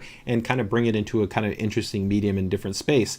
And so Omni, of course, is a really interesting kind of character, right, which when you've seen him pop out, people really have always thought one of the coolest characters that we have in terms of the characters within the ROG worldview. And so the thing that I was actually tasked was, could we do actually like a build? Could we do a mod and bring kind of Omni to life? And so my hat definitely goes off to Derek, right? Proverbially, he did an amazing job to be able to bring his creativity, his expertise, his passion, and ingenuity to actually bring it to life and be able to essentially have Omni. So let's go ahead and take a look here. So yeah, right here. So let's go ahead, and this is just the beginning, right? This is like the design process, right? So not uncommon, you see this, of course, with modders, right? Is that, you're going into some type of actually application to be able to kind of maybe do a little bit of modeling, maybe do some 3D blocking, right? Trying to figure out actually how you can make this work, how it'll fit together.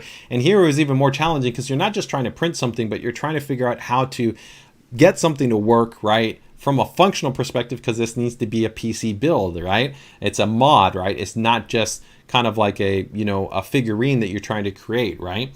And so kind of the journey continues here. And so you can see now it's extending forward, and you can start to get a sense of the scale here. So, knowing that you kind of want to have a full working system, you're going to have to realize, man, this is a lot to work with. So you can see this through the journey of the process of when you're actually watching the YouTube videos. You can see actually the thought process that I think kind of, there's probably a moment when he realizes, wow, maybe this is a little bit more than I thought I was really getting into, because the scale and the size of this was going to be quite big, and having to account for challenges like the actual weight of actually the body, how to actually sit that, how to be able to detach it, how to be able to kind of make it all and feel come together, right? And here we can start to kind of see some of kind of that form kind of come together right there. Cool little design elements, right? That of course, our amazing design team created and designed and added in all these little subtle details, but even adding cool little stuff like here, you can see the ROG Strix card in there, right? It all starts to come together, right? And he was then able to actually film some cool stuff when he actually came down to our ASUS headquarters office in Northern California. So it was fantastic to be able to host them there, be able to shoot those videos, and be able to kind of document this process and this build. And we eventually actually showed this off at PAX for the official unveiling. And so it was great to be able to kind of work with him and then be able to have that be shown off to our community, right? And here you can see the final form, right? So overall, it really is a fantastic build and mod. I mean, right off the bat, when you see it, it 100% looks and feels like Omni, right? So you get that total look and vibe that he nailed it, to the T, in terms that you really get the look and feel of the character, right? And what I always really appreciate when you look at really, I think, great mods and builds is that there's those functional design elements that have kind of been bridged in, right? So, if you're an enthusiast, you kind of start to go, oh, I can see that's the radiator, right? I can see the water cooling. I can see the reservoir. And if you weren't a PC cooling enthusiast, you don't maybe know what that is, but it just looks cool, right? So it kind of really kind of meets that kind of great balance of hitting both points, right? Form meeting function, the aesthetic meeting an actual usable element that's present within there, right? So overall, I think a really, really cool design. Love there, of course, he put built by ROG PC. Great way to show that off there. Love the fans in there. I love that these actually aren't RGB. I love that they actually, the aesthetic of them goes really well in terms of being this kind of flat kind of feel that goes along with that. And then overall, even the paint application, really, really nice, giving you a nice kind of subtle gradation and variation in there, showing you kind of the depth. Because, when you look at it in terms of the drawings, you look at the videos, you're going to see that Omni's not one fixed color, right? So adding in kind of that layer of kind of just a little bit additional life. And then one of my favorite ones right there, you can see the power supply. I love that the power supply is in there, right? Very, very cool.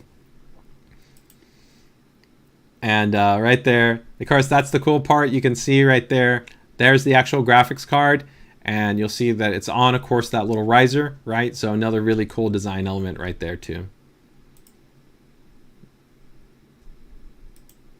And then You take a look there at the back, right? This is the other really cool part, right? You can see literally on the back of Omni, there we've got the mini ITX base board, right? And then we've just got that cool soft tubing, and you can see that we've got the water block that's on there. And I love that, right? That's like Omni's being powered by the motherboard, right? You know, so it's like so cool to have like the board be on back of him, right? And then it's all water cooled to be able to kind of bring that in together. But at the same time, I love that we're water cooling the CPU, but we're still kept the ID design there, right, with the graphics card, because it's the iconography kind of strong design that we have there, where, you know, it would have looked great with a block or something like that, but then you'd have more tubing and it would take away, I think, from the actual design aesthetics. So it's great to be able to kind of bridge that together. And there you can see, of course, just side by side, just a great way, really, really cool. And so I think here's a little bit of a final kind of preview there in terms of the render when it kind of all came together in the scale. You can get a sense of the size, right? So there he is standing next to it. You can just see how big it is. Overall, pretty cool, right? So this is a really cool, again, against mod, really fantastic to be able to show off. So let me bring up the submission form here. Let me just see what we have from the people right here. So yeah, let's just see right here. So yeah, David says that Omni is just something else. Yeah, he put the GPU right in the gun. Really big mod, right? Loved the build, right? This is a great build, a great mod, right? The build looks absolutely amazing. Bringing Omni into it, it's a great modding too, right? So yeah, Matt Lee goes, if you haven't watched the YouTube series about the build, you should also go watch his latest podcast video. Derek is such a good guy with a lot to offer in the community. Yeah, he actually just recently launched a podcast, so you guys definitely can go ahead and download it and check it out. You know, make sure to go ahead and stream it on your podcast service of choice, right? H. Joe says, watch the series straight. Derek is a great dude, right? Just incredible the work he put into it, right? We need a straight jacket. This is an insane build. Yeah, I would definitely agree. So overall, fantastic. Let's go ahead and let me bring up a submission form right here. So give me 1 second. All right, so yeah, I've got the submission form right here. All right, so so yeah, this is from Derek Wilson, or Rhodes PC. It was a sponsored build. Of course, we worked with him to sponsor the build in terms of doing it. Does the build have a theme? Yes, Omni is one of the epically awesome ROG Saga characters. What are 3 words you would use to describe the build? Is ROG Epic Mouse Robot. I love that. Does the build have a name? Omni, right? In terms of the core components that we had on here, this was an ROG Strix Z690-I, so a Z690 powered then by a 12th gen series CPU, so a 12900K. We then have an ROG RTX 3080 base graphics card, an ROG Strix base power supply, Kingston Hyper Fury DDR5 memory, and then also Fury Gen 4 M.2 PCIe SSD. And then we've got water cooling, which is pretty much EK except for the giant res, which he made. So he actually created the reservoir. You'll actually be able to see that in terms that if you watch, I believe, the video. So that was actually, he created that himself. So that's always kind of that evolution that you see, I think, within the best builders and modders, is that they start to get more creative at being able to really kind of design and develop their own solutions to really kind of hit that look and feel that they're trying to achieve, right? And then cables by G Customize. I think that's correct, right? Yeah, G Customs, G Customs, right? What was the budget? So the build was sponsored, right? So overall, you know, cost is kind of somewhat irrelevant in that regard. So what aspect was he most proud of? The entire project was incredible to me, but if I had to pick an answer as to what I'm most proud of, would be that I managed to stick to my vision throughout this one. And I also had to learn to get comfortable and talk on camera for the YouTube videos, which was way harder than I expected. Huge props to your proficiency on camera, JJ. You know what? I can tell you it's taken a lot of time. You know, I still actually get nervous and anxiety, you know, but at the end of the day, I just try to, you know, be mindful that I'm talking to people that are like-minded, and it's fantastic to be able to, I think, more importantly, be able to talk about this great work that you did, man. So kudos to you, and thanks so much for you know, working through us on this project here. Is there anything that you would change about the build? No, I loved Omni. I would gladly build him again or complete the saga. Now that would be pretty awesome, right? To be able to kind of continue to add in, you know, in the future, maybe have, you know, different approaches to different characters that we have, you know. So I think that would be pretty cool. Like, who would be the next one? I think Horseman, Akira, or Go would be really, really interesting in terms of, I think, just from a mod kind of perspective, but so many of the characters I think are very interesting in that regard, right? 7 is also really cool, very dynamic, right? So how long did it take to build the system? The final decision to go with Omni was around February 25th, and so then completed in late June, right? So a few months, right? So system was pretty much used for an overall, like I said, showcase that we are going to be using in terms of packs, and I'm sure we'll use it at other events, right? And overall, that's pretty cool right there. So favorite feature, ASUS or function. For this section, I'll credit ASUS for supporting me in the PC modding and giving me a chance to build Omni. They're a leader in supporting modding, and it felt amazing to do a project together, man. You nailed it, man. You get 2 thumbs up from me. Fantastic build, so thank you so much. All right, let me go ahead and get ready to check that out. Yeah, we need the links for the video. Yeah, 100%. Let me go ahead and drop those links in there right now. So I will go ahead and drop those in there. So give me 1 second.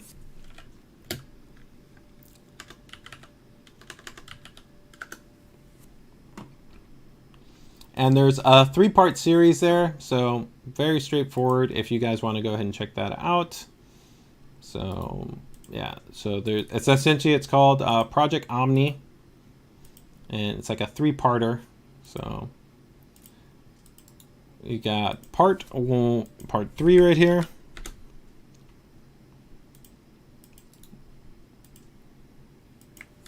Part 2. And then part 1. All right, very cool, guys. All right, fantastic. So let's get ready to jump into our next one here. All right, let me go ahead and bring up our submission here. Next, let's see. I think we've got a nice, just kind of simple, right? Let's go from, I think, a really awesome kind of build and mod there, and let's, you know, let's dial it down a little bit, but you know, let's still keep it kind of cool, clean, well executed. This actually kind of build really spoke to me. I like just kind of the clean simplicity of it. I think it kind of turned out really, really nice. You know, it's got a little bit of a kind of different vibe to it than some of the other systems because I think of a little bit of kind of some of the design choices here, but you know, it works. So this is going to be from Tyler. So let's go ahead and show you guys off Tyler's build. All right, give me 1 second here. All right, there we go. So this is going to be from Tyler Dello, I believe. Hopefully I'm saying that correctly. And only one image to show off here. So it's going to be fairly quick, but overall pretty cool. We can see right here, we've got a nice, just clean, cool build. I like the fact that we've got a white chassis in here. I think that, you know, the black vibe would have definitely really, really cool, kind of just all blacked out. But the white gives you a little bit of that reflective kind of element within the system, which gives you a little bit of kind of a cool kind of fill lighting and gives you, of course, a color blocking effect, right? So you get that immediate kind of stark contrast, which looks really cool. You've got a tough gaming board at its core. Then you've got an ROG strict space graphics card. You got the red LED accent lighting there, not a huge amount, you know, and you've got an interesting kind of chase layout right here where you can see that he made it work within the chassis that you have, right? So of course, because of the cabling, you can see right here that he couldn't fit in exactly what he was looking for. So you've got just the radiator right there and one fan. It's not exactly optimal, but the reality is that this 100% can work. So it's not an issue really in that regard. And overall, it's still clean. It's well laid out. There's not really anything to complain about. I'm sure some people would say, you know, kind of tweak that. It might irk them, but to me, it doesn't really bother me that much. I like actually also that he added in the sheathing right here, which I think is pretty cool. A nice little kind of a little swoop over on the back of the car to give you the nice little visibility on the light bar. And overall, it's just nice and clean, right? It's like I said, you know, if I was having somebody put together a system and, you know, sending that over, I'd be very happy with that. It's nice and clean. About the only thing that I would add almost that I feel like I wish you is maybe add like a little, like this drive doesn't need it, but maybe adding like a little red heatsink, right? So I think EK has a red heatsink, or I'm sure you could find them. I don't think you need to do RGB, but maybe either adding a black heatsink or a red heatsink, I think would be a nice little touch right here just for that M.2 base SSD, giving it a little bit of pop, right? But that's about probably the only thing that I immediately see that I would kind of want to change. Overall, I think it's very nice, right? So PGPC says this is a very clean looking build. Nice and clean, I agree. Suman also mirrors it, nice and clean. Nice build. Not many use red in a lighter color chassis. Yeah, and I agree. That's actually the thing that I like about it, is I think just having that white gives you a little bit kind of more reflective element, and adding in just some of these little subtle touches to give you that white, right? So like again here, the red cables along with this. Sure, somebody could have maybe done streamers in here, but I think this shows the point that sometimes having a fixed color gives you a certain element of consistency that you can actually kind of feel and kind of work through. So I actually really like the way that it turned out. So let me go ahead and just quickly bring up his submission form right here, and we will dive into it. So this is going to be, again, from Tyler.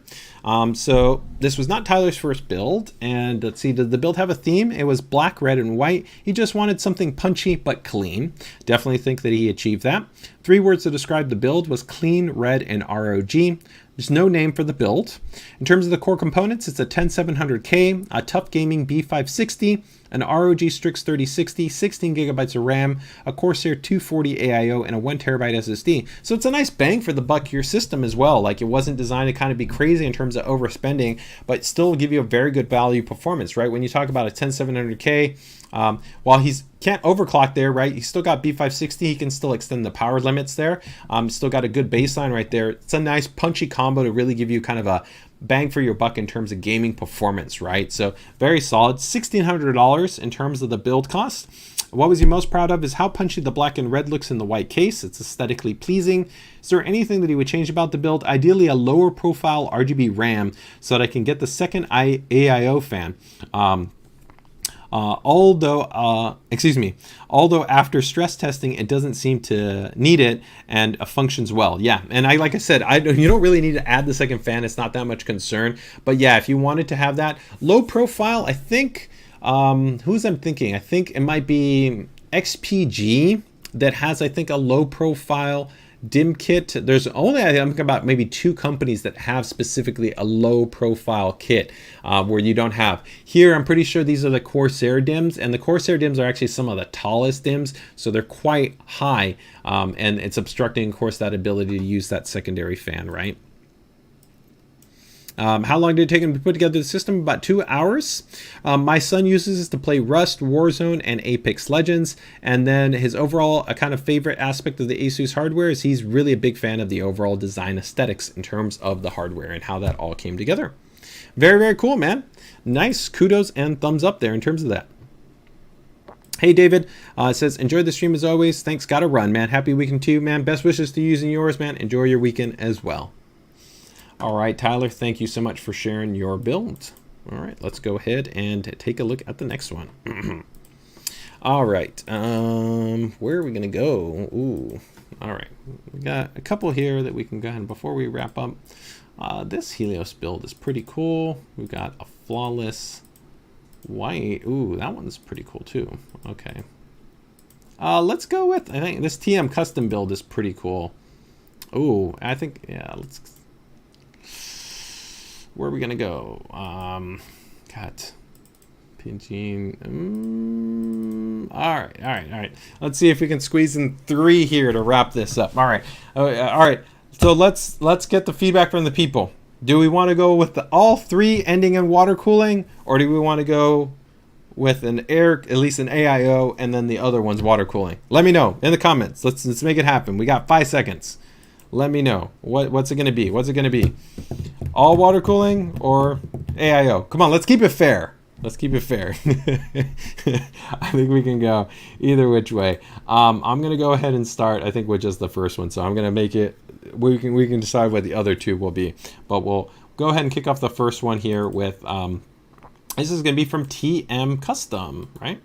All right. Oh, Jeremy is saying, all water, man. Come on, where's the love, man? Not everybody's gonna go cut some water cooling, right? Nelson goes also water. Mike Russo gives us an AIO. Miguel says all water cooling. Michael gives it air bending. And SW Mod says both. Daniel says water cooling. MUFC14 says air.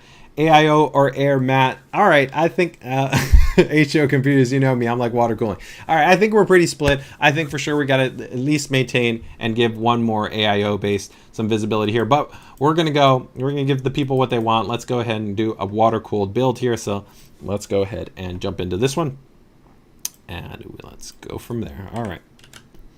So this is going to be Dream Girl from TM Custom. All right, and this is a pretty cool build.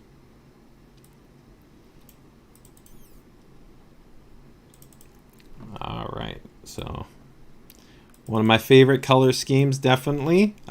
We got that pink and white. Definitely always has a really nice just pop to it. Looks really cool. Has that really nice kind of warm tone to it, which is really cool and kind of inviting right there. And definitely is going to, of course, be something that you will notice right off the bat. So we can definitely see we've got a lot of bends in here. We've got a lot of pink. We've got a lot of white. We've got a lot of silver. So definitely looking to be pretty cool in terms of the overall look and feel. So let's go ahead and just see how this goes around. All right, so we can already see some interesting customization right here. So outside of all those initial bends that we saw, we can see we've got customization here to a custom backplate, which has been put onto the graphics card. Looks like right here, I can see kind of reflective square. So this is probably going to be a stat screen or a panel or something like that. We've got, of course, an ROG Strix board in there. So we can see that we've got an A series board because that's going to be white. Goes, of course, perfectly complements with the look and feel for the build right there. As we pull back, I know definitely this kind of pattern right here. So we've got a Corsair chassis. We've got these Lian Li fans in there. We got some OC Cool in terms of the water cooling hardware. Some nice, coarse cables right there. Looks like nylon-based cables that we've got for the custom extensions, or excuse me, not extensions. These are probably all just custom cables in there. And now we're pulling it back. Oh, very nice. So very, very cool. I love already this kind of little design accent of using this space and not just having it be empty. So this is nice, kind of just, I would say, additional kind of flair, nice little design element that's cool. I like this approach right here to give a little bit more variation in terms of just how we're running the actual tubing right here. So this little drop down right here and this little smooth bend that goes down here, it's congruent and parallel to the other, of course, portion of the loop that pulls back on over here, because of course we've got the distro that is going on there. So a lot of nice work in there. You can tell in this build, I think it's about a symmetry of kind of giving a more holistic feel. So it's not necessarily about having all the components be visible, right? But it's more so about the presentation of how all these items kind of come together to have a certain kind of look and feel, which is what we see here with the heavy use of kind of these parallel based bars and then these bends. Bends are definitely on point, right? Nice smooth cleave bends that we've got right here, especially as these are a longer bend and run right there. A little bit tricky sometimes keeping these very nice and uniform, especially when they're parallel to each other like this. That's a little bit on the trickier side. So some feedback right there. We can see we've got Mr. Matt Lee. Whoa, frosted tubes with the pink coolant. Definitely would agree. ASUS Computer says sharp. I like the frosted tubes with the pink fluid. Nelson is definitely giving it a nice thumbs up right there. Suman says he loves it. Wow, it looks like a render. Bold color works great with the white. And that PGPC says the white, the pink and white looks really cool. I like the adding of putting the loop through the PSU basement. I would definitely agree. Yep, for sure. Now, this is where I think it further comes to life. So I specifically changed the order of the photos because I wanted at the end to have the blue come in. And so this is one of my favorite things when builders work in more of gradients. So, you know, I talk about one of the best guys in the game when I think about this. You know, Nordic 3D has done this. Sniff, of course, is a great example of this. AK Mod, Team IEM, right? Modding Cafe. They work a lot of times in gradients. It's not just about having one color. You want to block colors. You want to help to reinforce contrast. You want to create different subtle textures, right? And different vibes. And this was beautifully done here where you can see the frosting is working in relation to now that blue, which gives you a little bit of coolness, but at the same time, now you've got a little bit of that subtle warmth that's still there, which creates an interesting warmth and cool effect at the same time, because you got the pink and you got the blue. And then you tie in the blue right here with the silver accenting, and you get this almost kind of icy sheen effect, which is really cool, where you get the blue bouncing off the silver. And so really love the way this played out. And again, here also love just having that blue being that accent line that comes in from the horizontal mounting from the GPU. So this to me is where you kind of bring in that thematic design, where you kind of really good builders and modders do this, where you can see now we've got the white, we've got the blue, we've got the silver, we've got the pink, and you can see how they're all working together to evolve the look and feel for the system, right?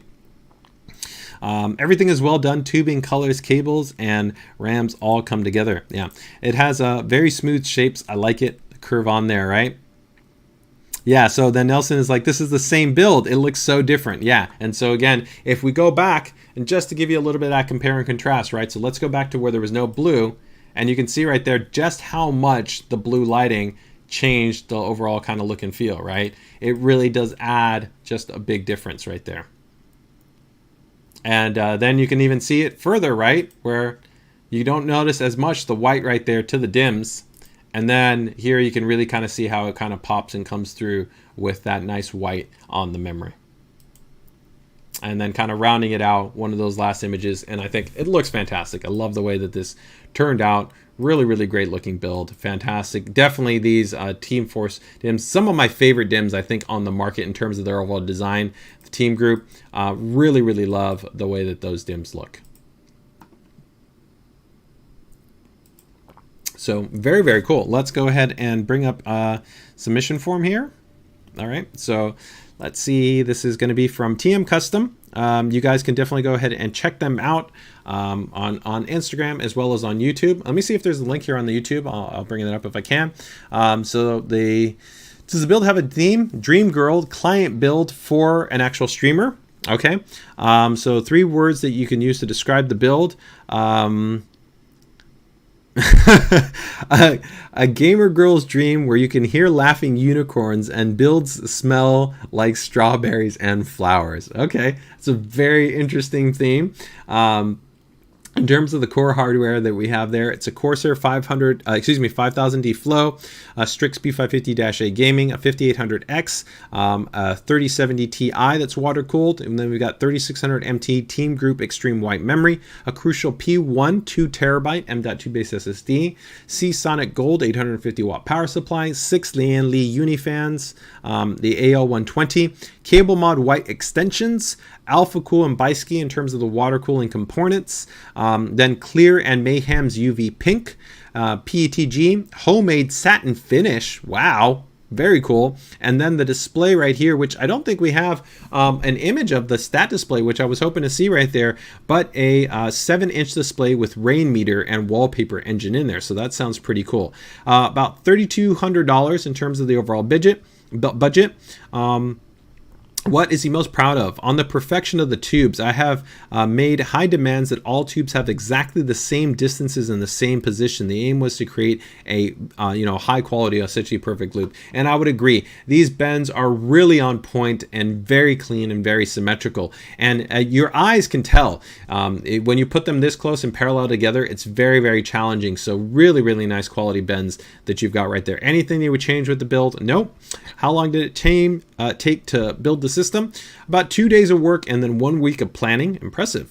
It was a client project for a streamer who retired her old computer because it was underpowered, and the PC uses for streaming games like Call of Duty, League of Legends, and MMO games. As always, the software makes it very easy to control the pump and the RGB, and it's very user friendly. So he's a fan of ASUS Armoury Crate and the overall ASUS hardware. Man, TM Customs, fantastic job, man. Great to be able to have you show it off. Love the way that this just build turned out. Very, very cool. Let me go ahead and just see if there was a link there. So give me 1 second. So was there a link?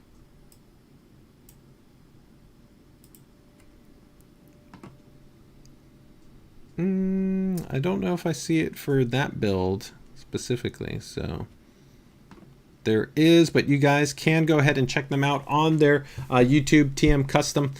You can go ahead and definitely check them out. All right, very, very cool. All right. So let's get ready and we'll go to, let's say, the AIO, and then we got one more build to wrap things up, guys. So let me see here. We're going to go with, we had a Helios, but I think, let me see here.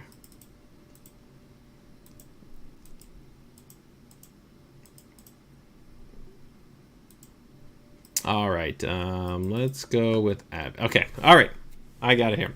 All right, so yeah, we're gonna go with this one is, actually, no, that's, okay, that's perfect. I know exactly what we're gonna do. All right, I got it here. All right, so hopefully, Ben, you're still there with PGPCs. We're gonna wrap it out with Project Glacial, but before we get to Project Glacial, we're gonna go with Lucy here from Azet Ali, I believe, and that's going to be Lucy. So let's go ahead and check out Lucy. Another very cool, I think, water-cooled build that we have right here.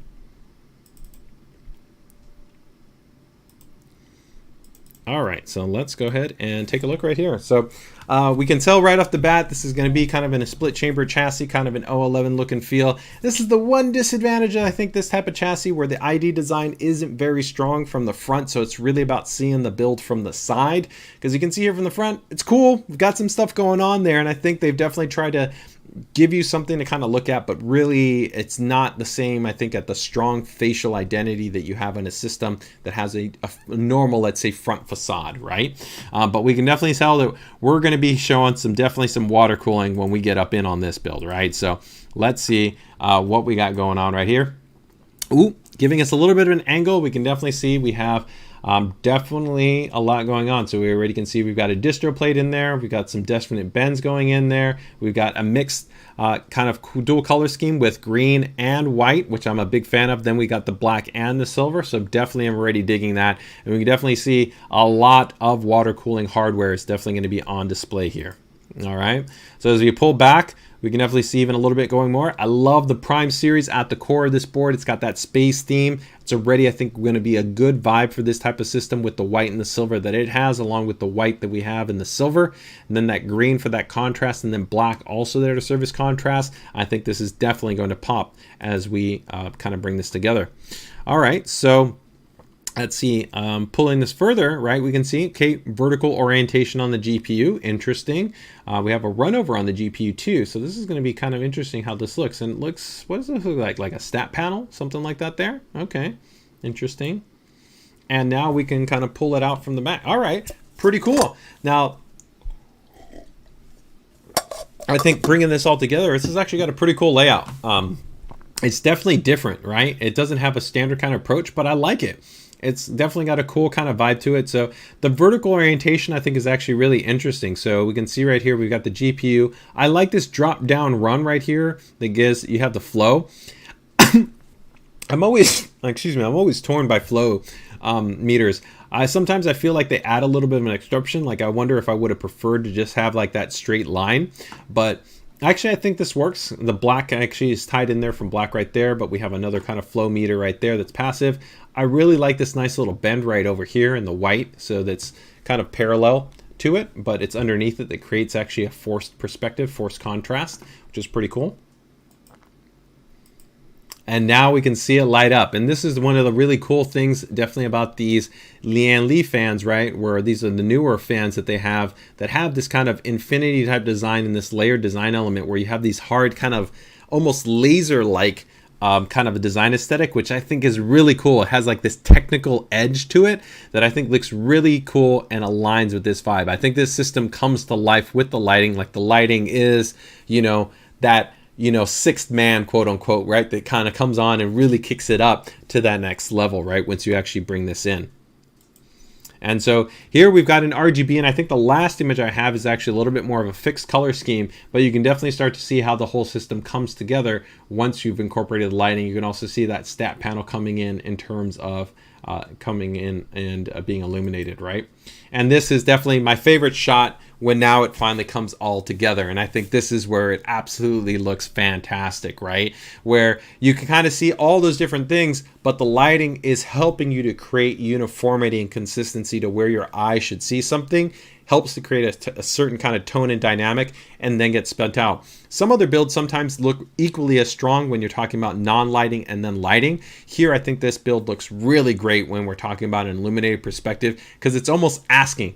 The space theme almost makes it feel a little bit like space-ish, right? Like, this is like, you know, like a spaceport, and there's kind of all this stuff that's kind of going on. It's really active, but really, really digging the overall kind of color scheme that we have here. And even, I'm generally not a fan of active bright LEDs being displayed at you or kind of shining at you, but I think that these actually work. Specifically, they kind of have just this kind of, more space direct kind of illumination vibe to it that I think fits within the entirety of the build. And they even have some synchronicity with the LEDs that you have on the memory too, right? Because the Capellics have those kind of like fixed lighting blocks that are on there, and I feel like that goes together with those strips. Like it's cohesive, right? And then here, these being entirely different, it's like kind of the parameter of color blocking, but you're doing it through shapes, where those shapes are totally different than these shapes, and that helps to reinforce kind of an identity that is very consistent. But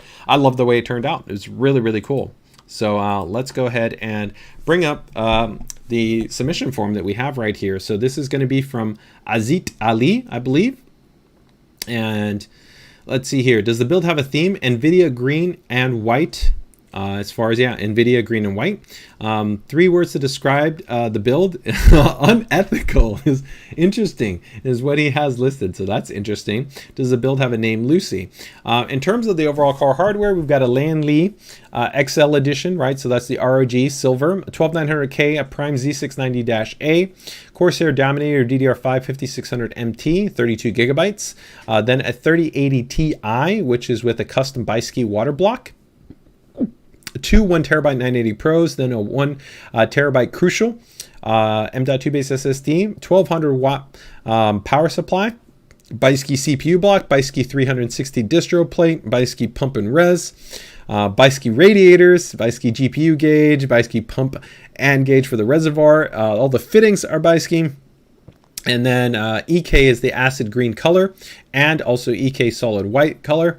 Then the Lian Li Infinity fans, right, 120. Then he's got 8 thermal take Illumi LED strips, 2 streamer cables, and then the 3.5-inch turning Turi monitor. Right, so about $6,000 to $7,000. He was most proud of how the loop overall was implemented and executed. Is there anything they would change about the build? An upgrade to a 3080 Ti. How long did it take? About 3 days in terms of the build time. Impressive. Definitely an undertaking. System is used for Netflix and other TV shows, including YouTube, music, and 4K gaming. Basically, love any game being loaded up on there to be able to drive it at a high refresh rate and enjoy it at 4K and having a great experience. He's also a really big fan of Forza, which, Forza is going to be awesome on this system. And he's actually a big fan of Armory Crate in terms of monitoring, managing, and kind of controlling all the hardware and the lighting. Fantastic build. NSW Mods gives us a work of art. We got the little heart emoji right there and eyes. The LED strips work well. Yep. Tech gives it a great build. And then Miguel's throwing us out here as the cables around the reservoir is what complete the great build. Definitely very cool. And PGPCs says all the colors mingling look really good. And I would agree. I love the way that this overall turns out, right? So overall, really fantastic build. Love the overall color scheme. It definitely is on point. And I really, again, all these really nice little elements right here just kind of turned out really, really cool. It's got a really just great looking vibe to it, right? All right, so let's go ahead and wrap this PCDIY stream up with our last build. This is going to be Project Glacial from our friend over at PGPCs. So let's go ahead and take a look at his build. So let me bring up the submission form right here. And so give me 1 second, guys. Okay. I think he's also got a video here that's linked too, so we can also go ahead and check that out. Okay, very cool. So let me just get the title in there. And I think PGPCs also, right?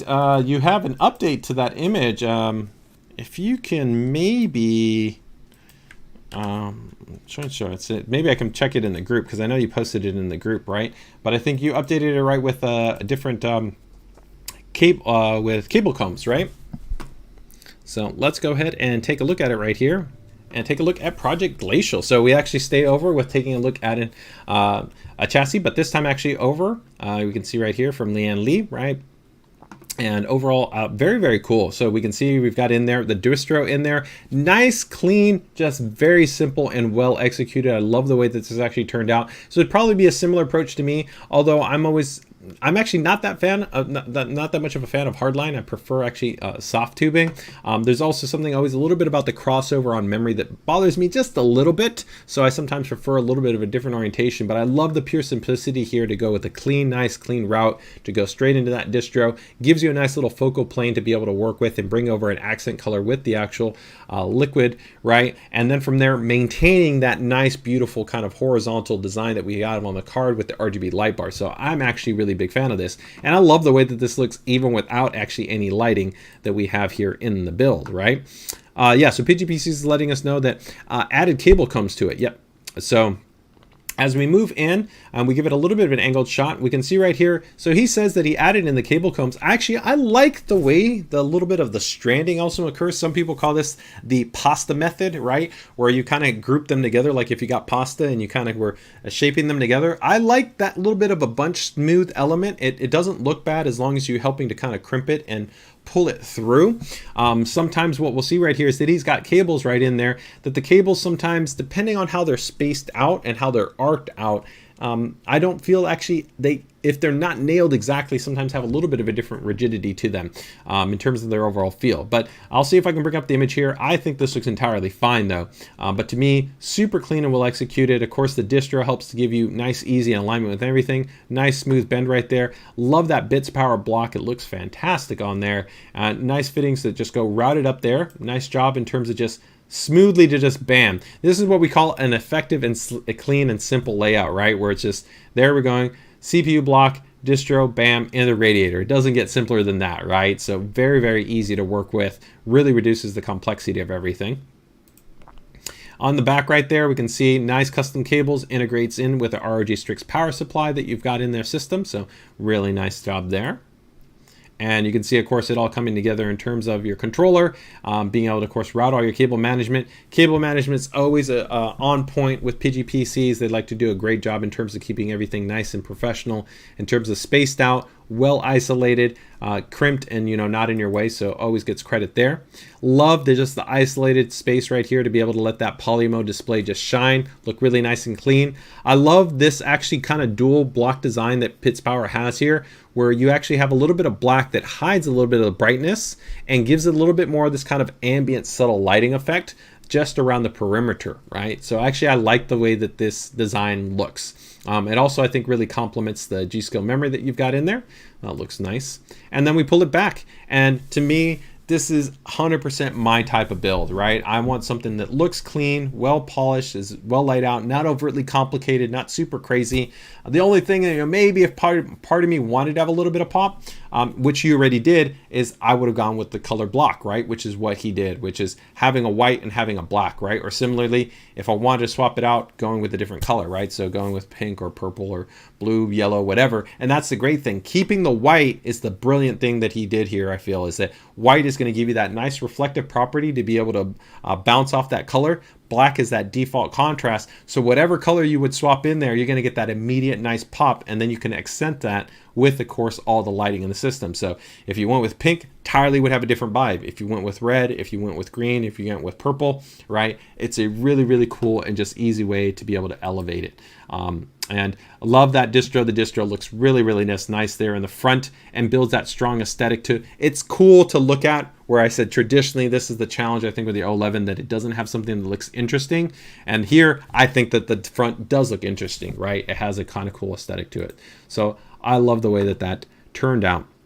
And let me see right here. I think we do have a video. So let's go ahead and check that out there. Yep, so you guys can go ahead and check out PGPC. So he's got actually a full, looks like a little actually built overview where he'll take you through the entirety of all the cool hardware right there. So love that in terms of actually all the hardware that's being shown off in there. He goes through the build process. This is nice as not only reference and inspiration, but a good guided tour to help to get a sense of all the hardware coming together. So always nice to be able to see that. Let's go ahead and throw down a like. Make sure to go ahead and check it out, guys, if you haven't. I like some testing right there. Very clean. And we get our nice unveil right there. Very cool, man. Fantastic. And let's go ahead and we'll drop that link there in the chat. So give me 1 second.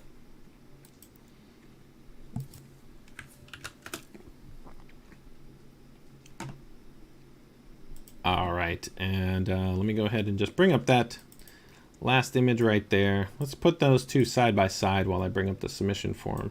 So give me 1 second here.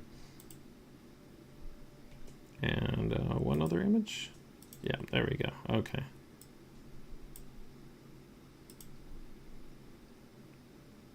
There we go. Okay. All right, cool. So let's see here. So this is, oh, sorry, wrong submission form. I got too many submissions forms. Okay. Oops. 1 second, guys. Sorry. There we go. Okay. Now I got it. Okay, so let's see here. This is, again, from PGPCs. You guys can, of course, check them out on YouTube, and I think also of course, in our PCDIY group. He's a great member there, great contributor. So in terms of the theme, ROG and Bits Power, 3 words to describe the build is focus, clean, and powerful. I definitely think that the build meets all 3 of those words. This build have a name, is Project Glacial. In terms of the core hardware, we've got an ROG Maximus C690 Hero, one of my favorite boards in our lineup, a 12700K. Then he's got G-Skill Trident Z, 5 memory in there, 5600 MT CL36, a 980 1TB Pro in there, an ROG Strix 3080, which of course looks fantastic in that horizontal orientation with that nice ARGB light bar, a Strix 1000G power supply, of course, with those custom cables in there. And then in terms of the chassis, we have the Bits Power Titan 1 2.0 in white, and then Bits Power, notice 120mm RGB fans. So those are those fans. They look great. So it's actually a Bits Power showcase in here, right? Everything from Bits Power chassis to the Bits Power water cooling hardware to also the fans in there, all helping to show a really nice, clean, cohesive look and feel that really complements, of course, the ROG hardware that we have in there too. The coolant is 1000 milliliters of the Snow White. And then, let me see right there, the Titan 1 2.0 specs. Yeah, so Bits Power Sedona is the actual distro plate that's in there for the actual, for the Landly 011. And the radiator is also Bits Power radiator. It's the 360 edition, Bits Power Summit M in terms of the block, and also Bits Power fittings. Yeah, so pretty much, and even the tubing is the pre-bent tubing. So about $3,200 in terms of the total budget. He was most proud of just how simple and clean all the water cooling hardware came out. I think actually this is utilizing the kit from Bits Power too. So that's a great showcase, because I think in that video it shows you him even using kind of the the leak tester, right? And all that stuff that comes included in there. Anything that he would change about the build? Nope. How long did it take him to put together? About 8 hours. What does he use this for? It was a sponsorship-based build in coordination with Bits Power, right? So that makes sense. And his overall favorite ASUS function and feature is still Armory Crate. He loves being able to customize RGB lighting and run a custom fan curve with ASUS Fan Expert, which is now inside of Armory Crate. Overall, man, very cool. PGPC's a fantastic build. Did a great job there, man. Thanks for ultimately submitting that. And you guys can also, like I said, check out the update that he's got posted in the group there. So overall, very, very cool, right? I love that from Kevin. Is I haven't built a PC in a while. Seeing these builds is giving me the build a PC bug. No, Kevin, you're not that long ago, right? We showed off your awesome build that you've got, right? Which is water cooled. Showed off your retro gaming build. But yeah, I get what you're saying, man. Well, overall, everybody, fantastic to have you join us again for the stream. So that wraps up our ASUS PCDIY hardware stream. With that, hopefully everybody enjoys the rest of their Friday. Stay safe, stay healthy, enjoy your weekends. Take care. Best of luck with your builds, best of luck with your upgrades, and hope to see you in our ASUS PCDIY group. So with that, take care, take it easy, enjoy the rest of your day.